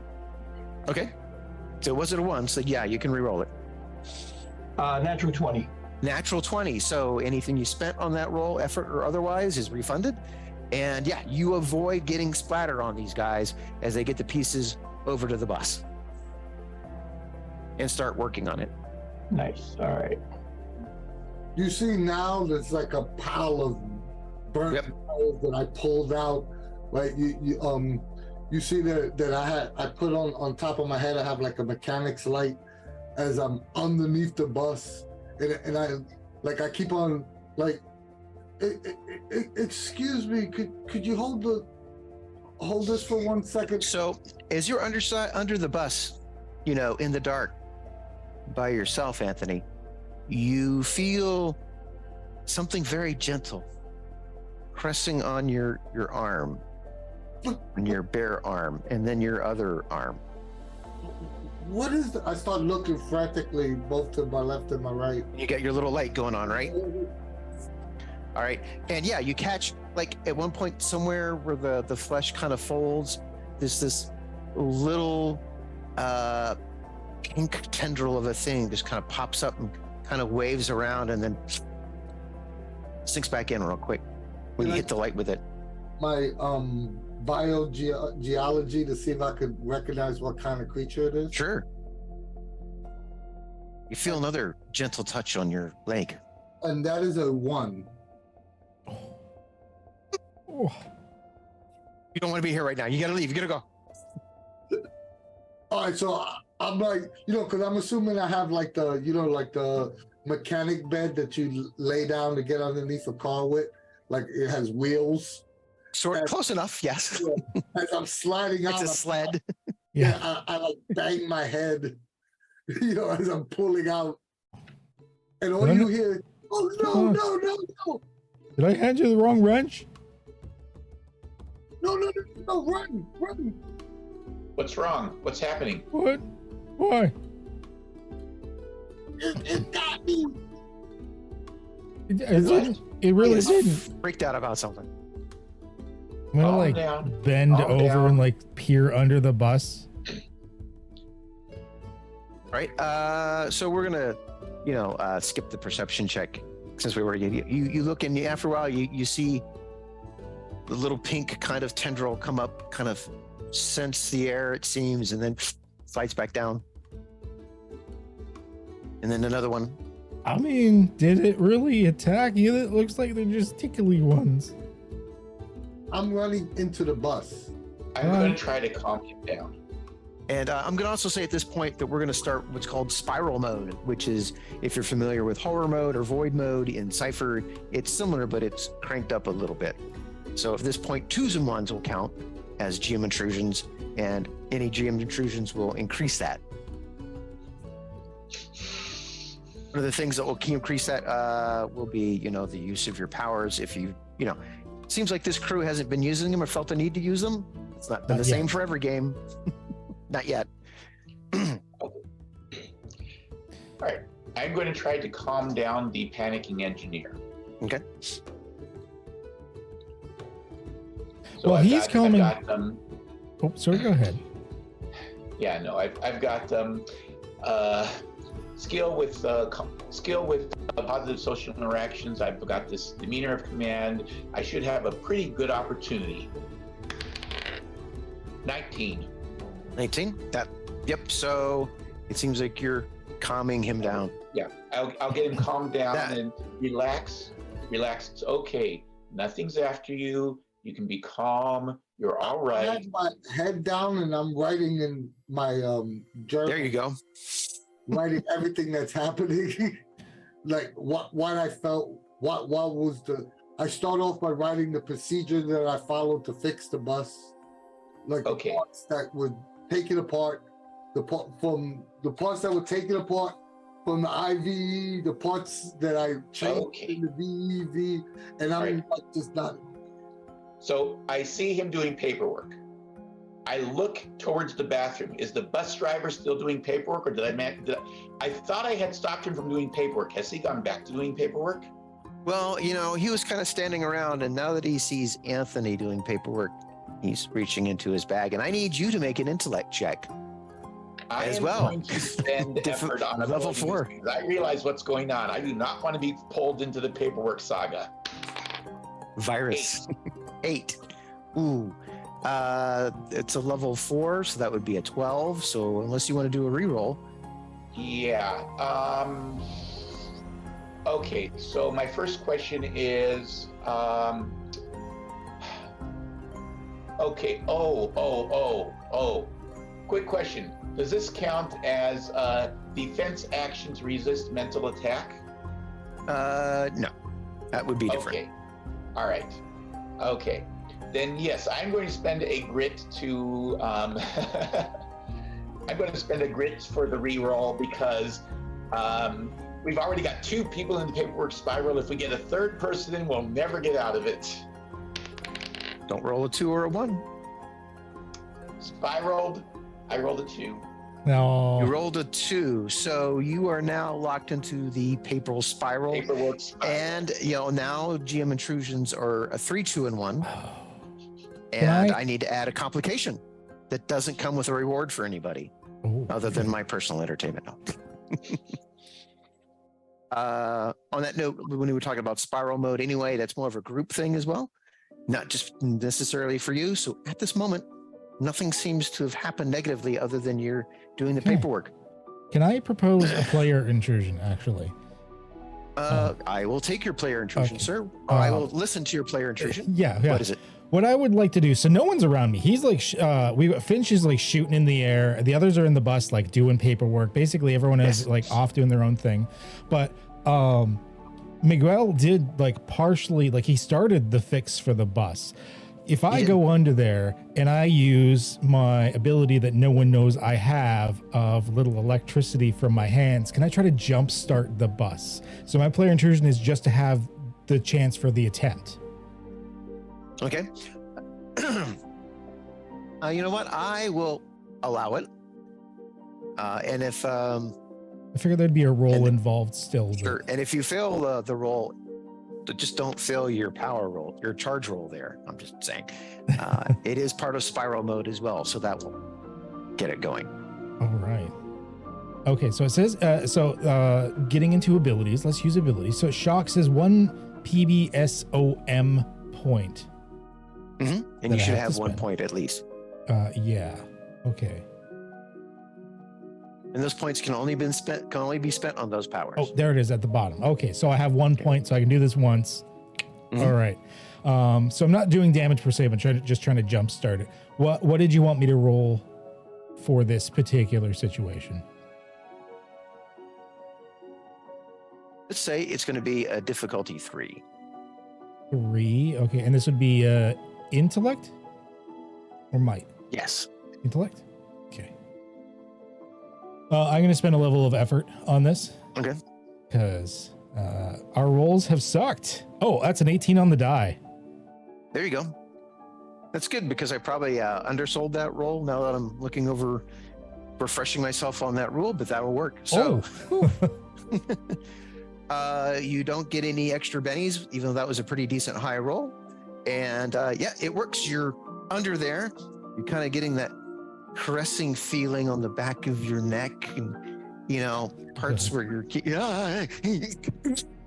and you hear the engines kind of start. Evidently, Anthony was closer than we thought to getting it finished. And nobody saw you use your power. That's the important bit. And just for those, because these little guys probably aren't going to show up much more, they are kind of pseudo-famous, actually. Because they used to be a weasel 1,000 million years ago, and they have evolved into basically a mollusk. Oh, awesome. Another awesome pit.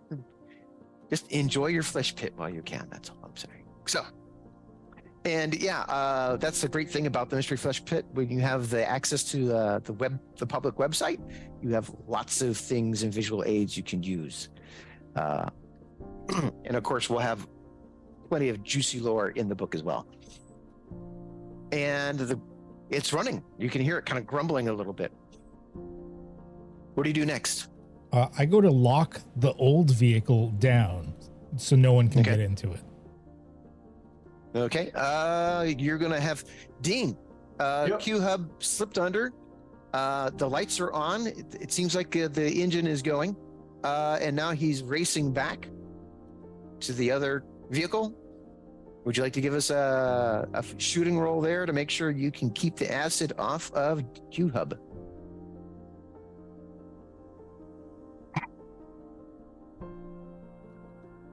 That doesn't look like a good. What was that face? What was Don't was like that face that. thing?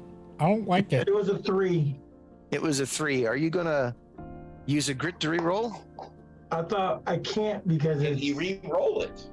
I can re-roll that because I thought. Oh no, because you're right. we're It's a 3 spiraling. because it's a GM intrusion. You are correct. Yeah, we're spiraling. They're spiraling. So yeah, you Yeah. can't re-roll that. So, excuse me, The spiral Qedhup. is now a 4. And a 4, and Qedhup takes 4 points of acid damage. Congratulations, first blood of the night. Ah, It must be slacking because it is a horror game. Like I said, it's it only holds out so long. Now, technically, with a GM intrusion on the spiral mode, you could succeed at a roll and still have to, deal with whatever happens. All right, so you get there to lock it down. And as you're there over there by yourself, Qedhup, you see on the far side of the vehicle, there's a little flash of white down there close to the floor. And it under vanishes. the bus? No. You're over at the other vehicle locking it down, right? Oh, okay. And you're by yourself. And not far, you see something kind of in the distance at the edge of your vision, just kind of flash white, very low, sleek, close to the floor. So as a normal human being, I would be curious. As a man 2 weeks from retirement, I am not curious.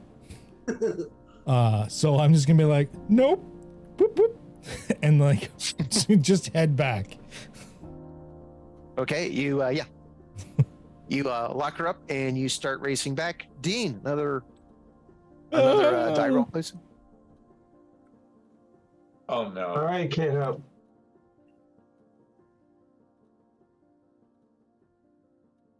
What is it? Is it a 4? I hate you. It's a 2. I It's hate a you. 2. You can't re-roll, and more acid falls on you, poor Qedhup. I'm sorry. It's another 4 points. Spiral is now a 5. Indeed. Thank you, Keybounce, for keeping track. I appreciate that. So yeah, we're up And to 5. 1 to 5. And so, After I get to the bus, I would like to use my first aid POD thing. your first aid pod? Yeah, first aid pod on myself. Because it Seems stings. selfish. It stings. Don't forget to fill out the paperwork when you do it. Yeah. So Hold on, this hold is He's on the bus and he sees 3 other people doing paperwork. He does, indeed. Does he make a roll at the negative whatever now? well, I'm, gonna have to I'm fill it debating after. whether it's before or after he does his first aid. I'm in so much pain, I would assume I'd heal myself and then fill out the appropriate paperwork for how much I used, especially if it depletes or not. Or if I fail, because there is a roll. Oh, that's 12 on the die. Plus, I'm good. Okay, so you heal yourself up and now make an intellect check, level 5, D6. to avoid the paperwork virus. I get 6 points back. That's nice. And you said it was an intellect check for the paperwork thing? Yep. That's a 16 on the die. So that would work because 4 would be 12. Yeah. Sweet. So you stop yourself from pulling out that. Though, Okay. I is do like a everybody short on the form bus? paperwork. I like check some everyone's boxes. on the bus. But, Okay, let's but you, go. my friend. Can we get out of here? I go kick the guy, the bus driver. I go kick his. He's still in the bathroom. Everyone's doing paperwork. Yeah, no, I'm gonna go grab somebody who's doing paperwork. One of the people who can drive. That would be either Qedhup or the driver. I'm not the listed pilot for this vehicle. I don't know. Unless he Look, has a look, mental look, break, look, I cannot, under Section 28, take control. Okay, so the guy who's doing Listen, paperwork, I walk over and smack him in the forehead. If you're worried about about taking control of the vehicle, here's the paperwork sheet for taking control of the vehicle. Oh gosh. Oh, okay. And starts filling that up. And wouldn't he have to roll to do paperwork too? Yes, Dean. You're seeing paperwork being done. Would you like to make an intellect roll? 4? 14. 14? Paperwork. Bah! Okay, so basically, yeah, I grabbed the guy by his ear. Oh, you're doing paperwork. It was a difficulty 5. Did I say 5 or 4? No, it was 4. I thought He it was just said 4. I think he it's said it was 4. I said it was 5. Oh, I thought I said 4. We'll check I'm the thinking record it's later. 5. Oh, no. If he doesn't have to do paperwork, I'm not trying I'm gonna grab the guy who's doing the bus driver by his ear and drag him to the driver's seat and tell him you can do your paperwork when we get these civilians back to base camp. Now drive, you moron. Okay. I'll put it down. Just, let me go over here and, shut the hatch as he pushes the big red button to shut the hatch. And the button goes, he pushes it, it goes red to green and then back to red again as something screeches in the back of the bus. Who's in the back of the bus? I turn with my gun. With your gun? Yes. Yes. And for some reason, the hatch is not completely closing and then just opens briefly and then closes again as something very flat and very quick has basically been caught for a moment in the door and is now in the vehicle. Can I Very low use side my is on the floor. You can I use my find the flaw ability to Sure. target this thing? And then I do have the low light goggles on, so You it do. should not be hidden. It's not hidden per se, but there's just people in between you and it inside Well, the vehicle. I want to take a great shot. I'm shooting with the pistol this time, the heavy pistol. I do. Okay. I have firearm skills, Mhm. firearm master. So yeah. Here we go. Come on, and you know what? I'm going to spend a level of effort on this shot as well. I'm wondering if at this moment you're still open to a GM intrusion as you're firing at it. Yeah, why not? I like GM intrusions. Fair enough. Give you a grit. Who does your grit go to for your? The other grit goes to give it to Qedhup. Okay. It's going to be everything said and done. It's going to be a level 6, which is going to be higher than it should be because the entire vehicle bounces Okay, so at the time you're trying to fire. okay, People so are shifting, moving, and screaming. But go ahead. So my question is, my level of effort will drop it to a 5. Yes. Do I get any bonuses from being sharp-eyed? Finding the flaw. Yeah, you're going to get. So Let me find out what the actual. it's basically said it's a straightforward weakness. I take, they'll take extra damage from fire. Can't see out of their left eye, so on. GM will let me know what it is. I don't know if that's Okay. going to give me an advantage or not. And That would be something after you hit it. okay, what about the vision enhancement? I'm going to say that's going to give you an asset. All right, so that brings Because it the down lighting to- is still not great. So right now, you're it's like you're firing in regular light. All right, so that gives me a 4. 4 pack. Come on, dice gods. I'm gonna re-roll. I rolled a 13. I need a 15. No, it's a 4. It's a 4, it's a 12. Yeah. hits. So it'll take 5 points of damage from. You guys hear the report of a large caliber magnum, a 44 Very loud. Magnum Desert Eagle. It's very loud. Oh, And if I'm there's any so flaws glad I that didn't can have my find, hearing then it aids can in. have some extra damage as well. Okay, you it seems to you hear something screech. And something is flopping in the corner. But everyone is kind of still moving away from the other side where the actual creature is. And it is, to show you here. Oh. It's this little fellow who has 2 arms that you can't see as much as you can in that usual picture. And looks like he was getting hungry and decided to join in for a meal in a buffet. Well, yeah. It is well, now he's missing an arm. Okay. So do we have to roll initiative? Yes, I would say roll initiative. I'm trained in initiative actions. Me too. So whatever the initiative is, I'll be 1 level easier for me. Level 5. I'm gonna use my danger sense. I take Um, my speed. Well, for me, it'd be a level 4, so that's a 12, and I rolled a 12 exactly. Okay. I nat 20. He got a natural 20. So you get You go first. you'll go first and get an advantage. So basically with Cypher, your initiative, if you beat the monster, you go before it as a team and you choose within your team who goes when. If you need to capitalize on synergies, the monster, and then whoever's left is team 2. Same thing, they get to kind of capitalize on what they're doing in their other team. So far, I have Qedhup as, in party 1, the winner's circle. Anyone else beat a 15 or better? did. I got 15 I did. exactly. I did not. Dean, I also Keybounce, you also said exactly? 15 exactly. Right. So basically, the loser team is just Anthony by himself. Sorry.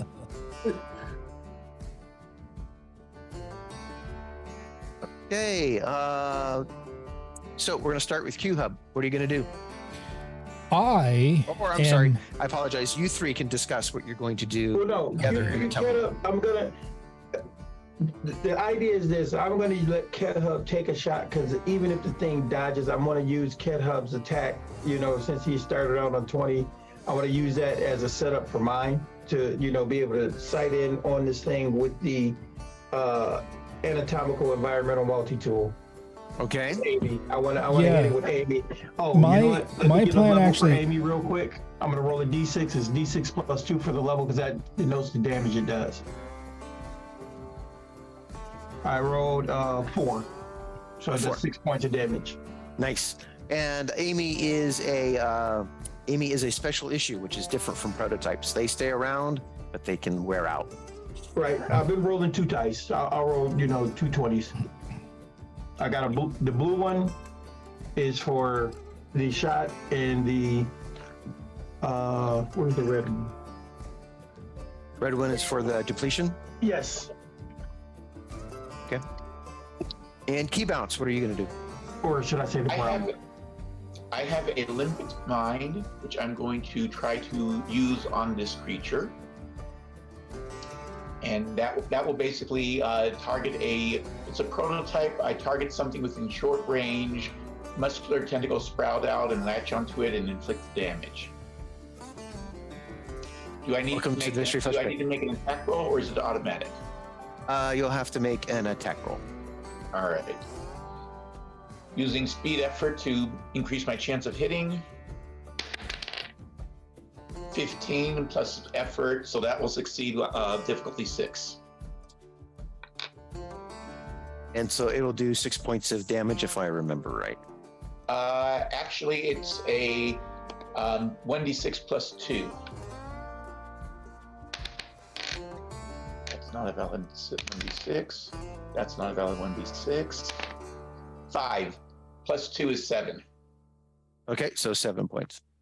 All right, but let's see what's going to go on with Dean and Qedhup, because that damage will happen at the end of the turn.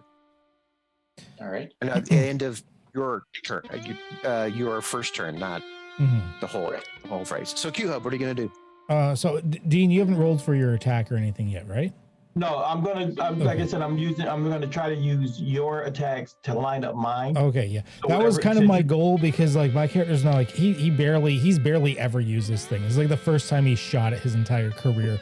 So what I want to do is I actually just wanted to use it as like to help him, just like sort of scaring it into his line of fire. So I wanted to see if I could provide him an asset as a result. Okay, that sounds like a great way to use your major effect for rolling a 20. You want to shoot away and see if you hit it as well? Sure. Yeah, I forgot I could do both maybe. That is a 17 on the die. And it's a light weapon, so it was eased by 1 too. It only does 2 points of damage. It only does 2 points of damage. That is correct. But a 17 is a +1 if yeah. 3 points of Yep, damage. so 3 points of damage. You see that a good chunk of your shot just bounces off the chitin of the creature. But you see that, some of it did get in, but you did give an asset to Dean. Okay, and so that brings it down to a 4. I am going to activate my nerve enhancer, which will allow me to adjust 1 free level of effort, even including combat. That free level of effort will be dropping the difficulty down to a 3. And then I will spend a level of effort to increase my damage. So right now I'll do 6 points of damage, plus 3 will be 9, but because it's also I'm the firearm master, it'll be 10 points of damage to this thing. Ooh. Okay. Come on, Gina.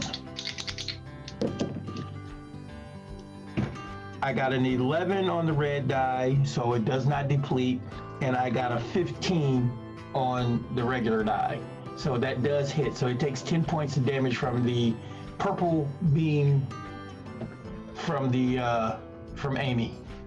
Okay. And it does make a hellacious screech, but it is still moving and thrashing around, trying to grasp things. And there's this kind of smell in the air.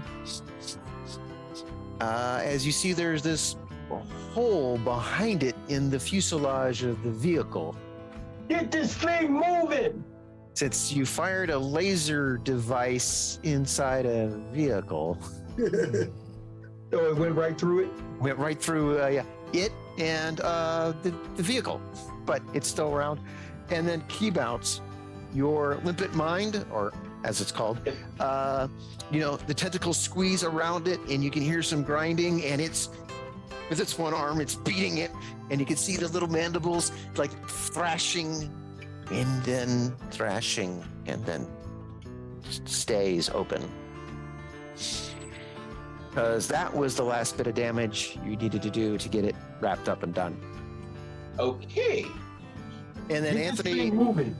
Anthony has, Since my sentence is he who runs away, yes. I am starting the truck, not trained or anything. You're gonna learn, right? Go. Like I said, get this thing moving. Finch, Okay. just for your recordings, remember that's a category 2 local asset that you just exterminated. Oh, put in the recording. All right, I'm gonna apply a level of effort to this. Well, you know what? Can I make a roll? I'm sorry, Ed. Can I make a roll to see if now I want to do paperwork? Now that I just shot something. You killed an asset. It's right up your alley. You get to do paperwork about a thing you got to kill. So that's gonna be, we're gonna say that's an intellect 5, Oh God. that you have to resist. Yeah, no. I rolled a 3. All right, there you go. You're filling out your paperwork. Hold Funny enough for you, your paperwork looks more like a hunting permit than it does anything else. Did he just roll under the spiral? What was the? I rolled a 3. You rolled a 3 to boot. So yes. So the spiral is Now now 1 to 6. Now it's 1 to 6. Now it's 1 to 6. Yeah. So make that roll for your level 5 there vehicle, Anthony.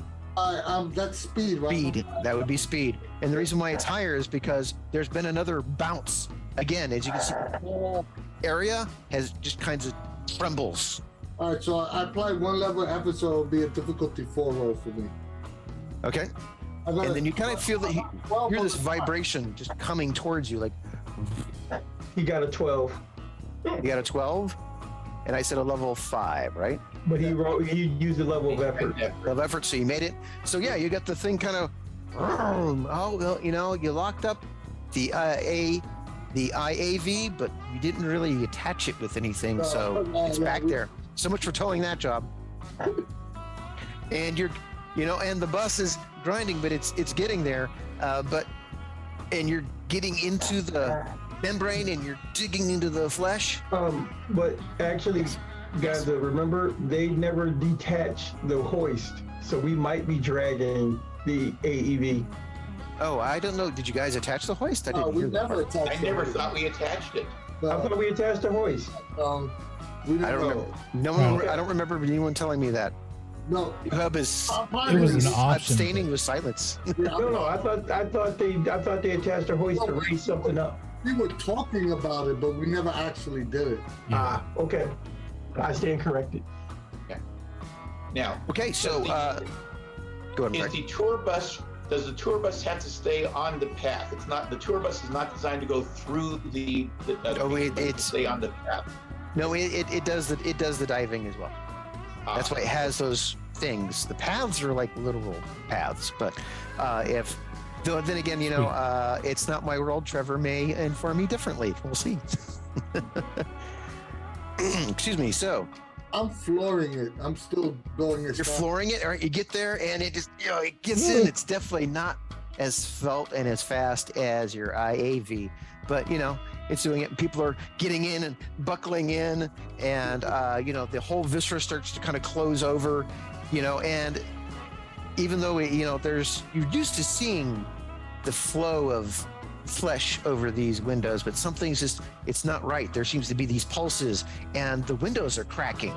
Actually, Anthony, give me another roll, level 5.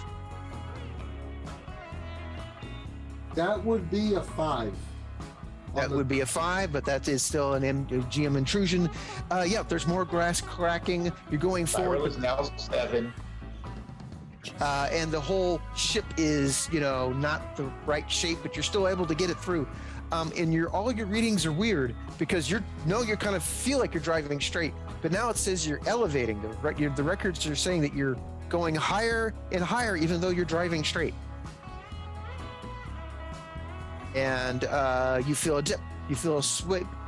You'll give me another roll there for speed 5. I'm looking Now, at can you go over a 7? But so anything over 15 is bad. Anything that's a 7 or lower is bad. That's a thin margin there. So we're set. I'm a 13. That's a fail. That is a fail. And basically the whole thing stops. And even though the vehicle is stopped, it's still moving. What are you guys gonna do?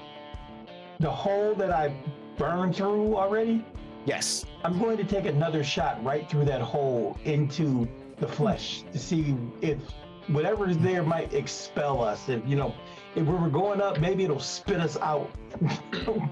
I'm going to start kicking the actual pilot for this thing and be like, emergency situation, get in your seat. He's already in the seat. Remember, I took him up by his ear. So I'm in the driver's seat. Yeah, he's not in it right now. I got a natural 20. Hey. Right, so you do. And as Qedhup is getting up, suddenly you're just kind of floating in space for a moment as the vehicle seems to just kind of shoot without the engines going on. So it's like it's being spit out almost. Roll me a speed check to make sure you don't get banged up there.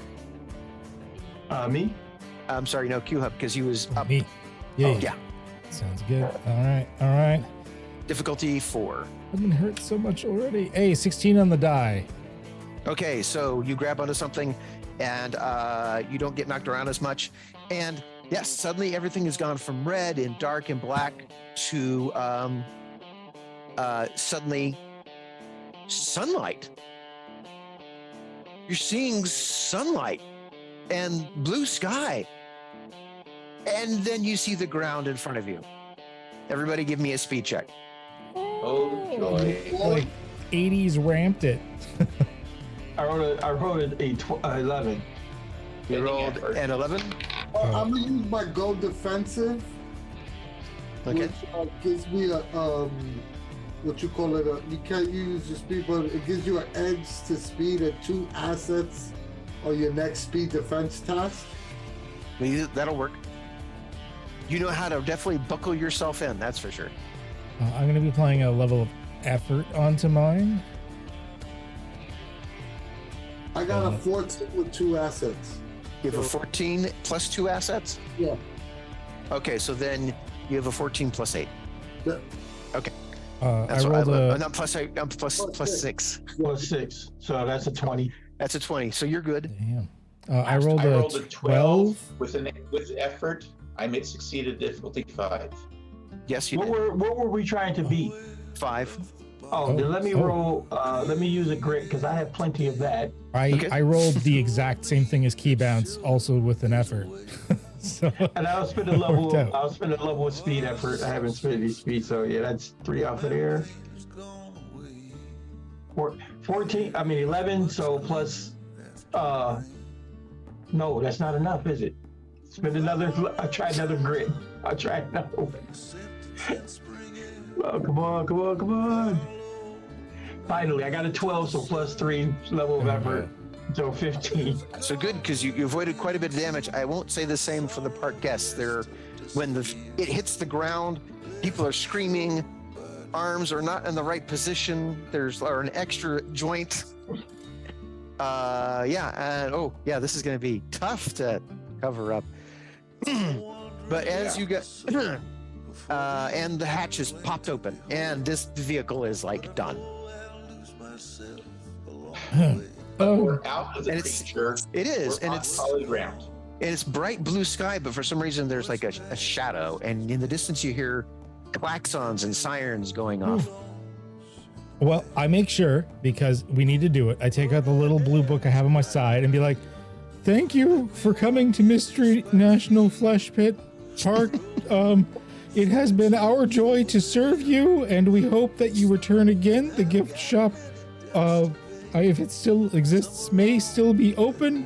Feel free to visit it and inquire about discounts for hazards. Thank you. So anybody stepping out of the vehicle? I'm definitely getting out. So you get out. I want to make sure. We landed on what seems to be solid ground, and if you look through the hole in the floor, it looks solid ground. Yes. Yeah. Okay. I will also get out. I'm stepping out. Yeah. But I'm not sure. So you two step out. Yeah. And like I said, bright blue sky, clouds, but there's a shadow. And as you look up at the shadow, it is a huge, enormous tentacle that must weigh tons. And then it goes flat on top of all of you. Oh. Ooh. Game over. Wait a minute. Can I ask you? Can I just? Sure. When I see that, I'm going to spines and spikes at my command. My entire body becomes shrouded in bony spikes that last up to 10 minutes. They do not hurt me, but automatically, I'm just, what the hell? It's just going to be a reflex. I know I'm probably not going to survive, but why not? Why not? Touche. Good. Because today is the day of the 2007 disaster. Congratulations, you guys are some of the many casualties of that day. I picture the camera pans to engineering room, and there's a camera looking, and you see a guy with a name tag that says Alvarez. He looks up, he puts his head down and starts writing paperwork. And that, gentleman, is one of the scenarios that will be in the Mystery Flesh Pit book. Nice. Spoilers for some people, I'm sorry. That was nice. That was pretty cool. Yeah, that would be that last minute you guys like see my secret. Him too? Exactly. Before we start off, we like to do you actual plays when we have a designer come on. I just want to go across the room and ask them, for the exception of Chris, of course. What did you like about Mystery Fresh Pit? What did you find interesting? We'll start off with our guest, Keybounce. Okay. Well, what I found interesting was the whole. The first half was just the whole paperwork virus going out of control and just trying to be more and more consuming. And then I like the whole thing of the escalating danger, the escalating tension. And I admit, it somehow feels appropriate that in a game that pays so much homage as a satire to paranoia, that we all die at the end. Qedhup? I'm torn between. Obviously, the theme is amazing. It is just so much fun to be in. But I also really like that you've taken like the default Cypher system and you've given some tweaks in it to like down power a few things, which is like good. Because normally in a lot of Cypher games we're like almost super heroic in a lot of ways, and you've made it closer to that like we're just people and dealing with all this. And then there's a lot of little tweaks with the grit system and everything like that I really like. I love the way it just flows very smoothly and matches the style of system. I think that turned out really, really good. I'll go next. Basically, for me, it's typical. It's always with you, Ganza. It's the content. Your content is always solid. It's well thought out. It's strong. It's evocative. You know, I can see the multitude of possibilities of what can be done with this. You know, now you got me thinking about, you know, wanting to collab with you and write an adventure or something, because, you know, we've worked together before. So it just has all those factors that come into play. I really, really enjoyed, and I enjoyed the flow. I enjoyed how when things started happening, how the tension, when it amped, it was really, really, it was felt. It went from, you know, I mean, I guess you can think about it if you watched any, you know, offbeat comedy, it was that type of thing. It's slow in the beginning, and then when it kicks in, it kicks in. So, you know, you did the 0 to 60 in 2.2 seconds, which is great. For me, having done a deep dive on the website and to see everything I had to offer, I always view it from the lens, okay, what's Chris gonna do mechanically to give me the feel of this website and of this world? And, you know, between grit, the conformity, you know, like, I think you did an excellent job of capturing the feel of Mystery Flesh Pit and still keeping it Cypher, like, you know, with those mechanical tweaks that you added. Conformity is really fun. Like, I could really see how if you played this game multiple times, how your conformity levels could really either screw you, you know what I mean?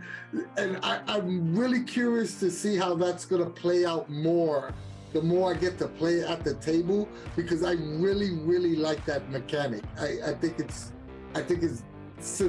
simple enough that everyone could get, but it's also complex enough to change gameplay at the table. So, you know, I'm a sucker for you know, mechanics like that. So kudos to you, Chris. That was awesome. Thank you.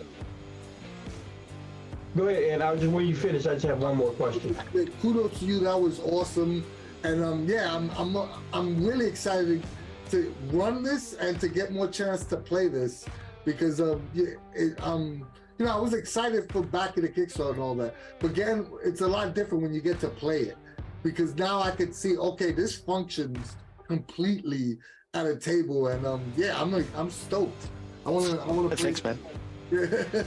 And the one question I have for you, Chris, I mean, I saw how we use conformity tonight was like for just paperwork, but do you have other idioms that conformity will cause you, or will you know, happen in the game? You know, is it just paperwork that you're going to start doing, or are there going to be other actions that conformity forces you into?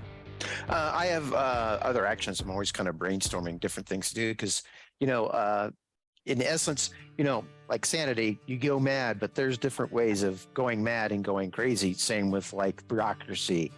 You know, I'm do paperwork. Oh, you know what? I'm going to write the manual. I'm going to write an employee manual or something like that.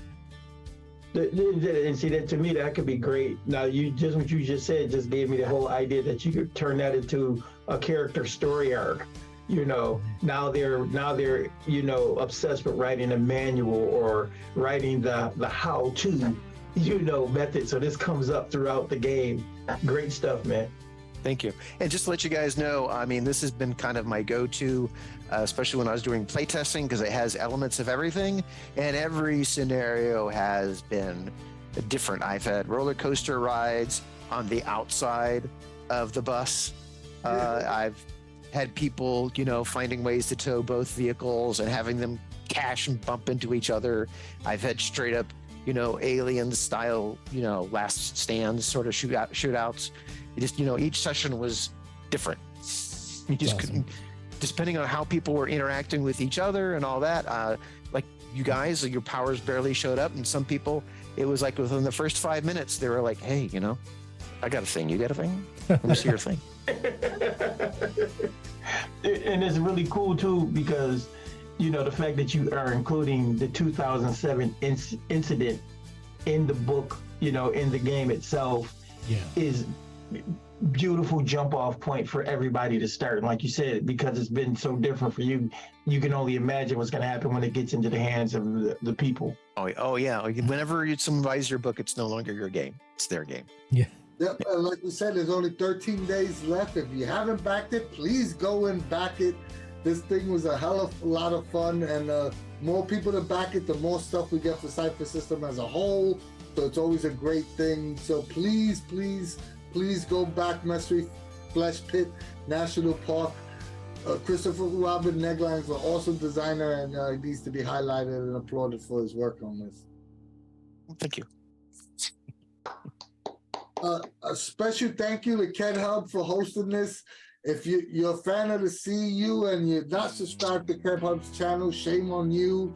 Please go out and subscribe to Qedhup. He does awesome, not only Cypher System content, he does awesome TRPG content, and he was a lifesaver today, and we all know we love our Canadian brother. Absolutely. Hey, Chris, do you want to say anything to everybody out there before we close the night out?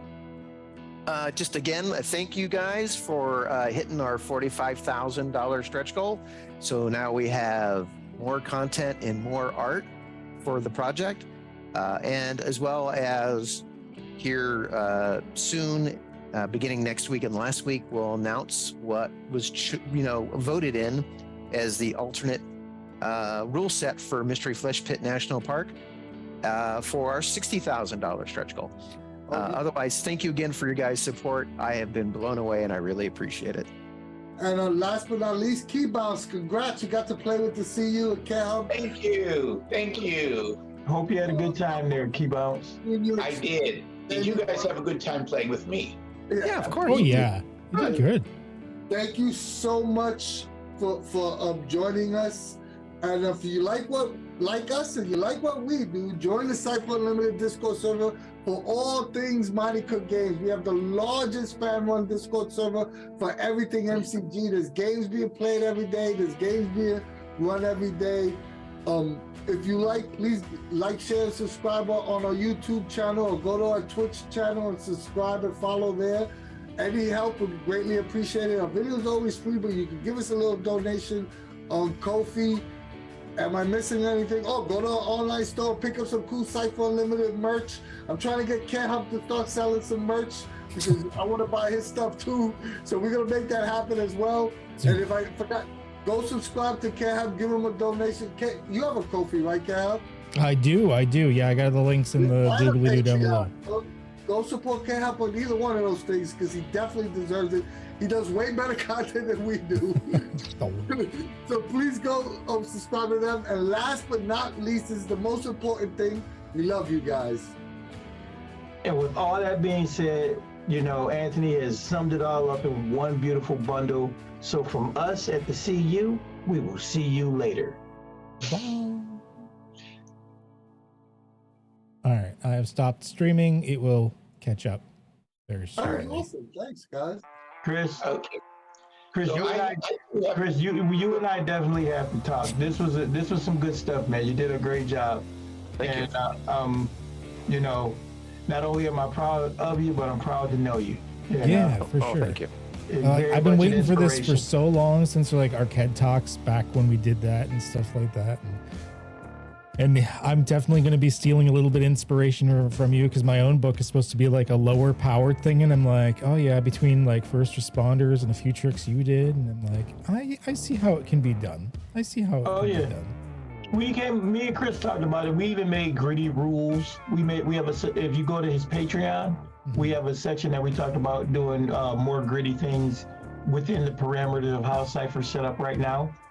So it's a lot of possibilities out there, ways to do it. I've got a pretty good solid framework so far, but it's always going to get a little inspiration from multiple sources. Absolutely. Well, guys,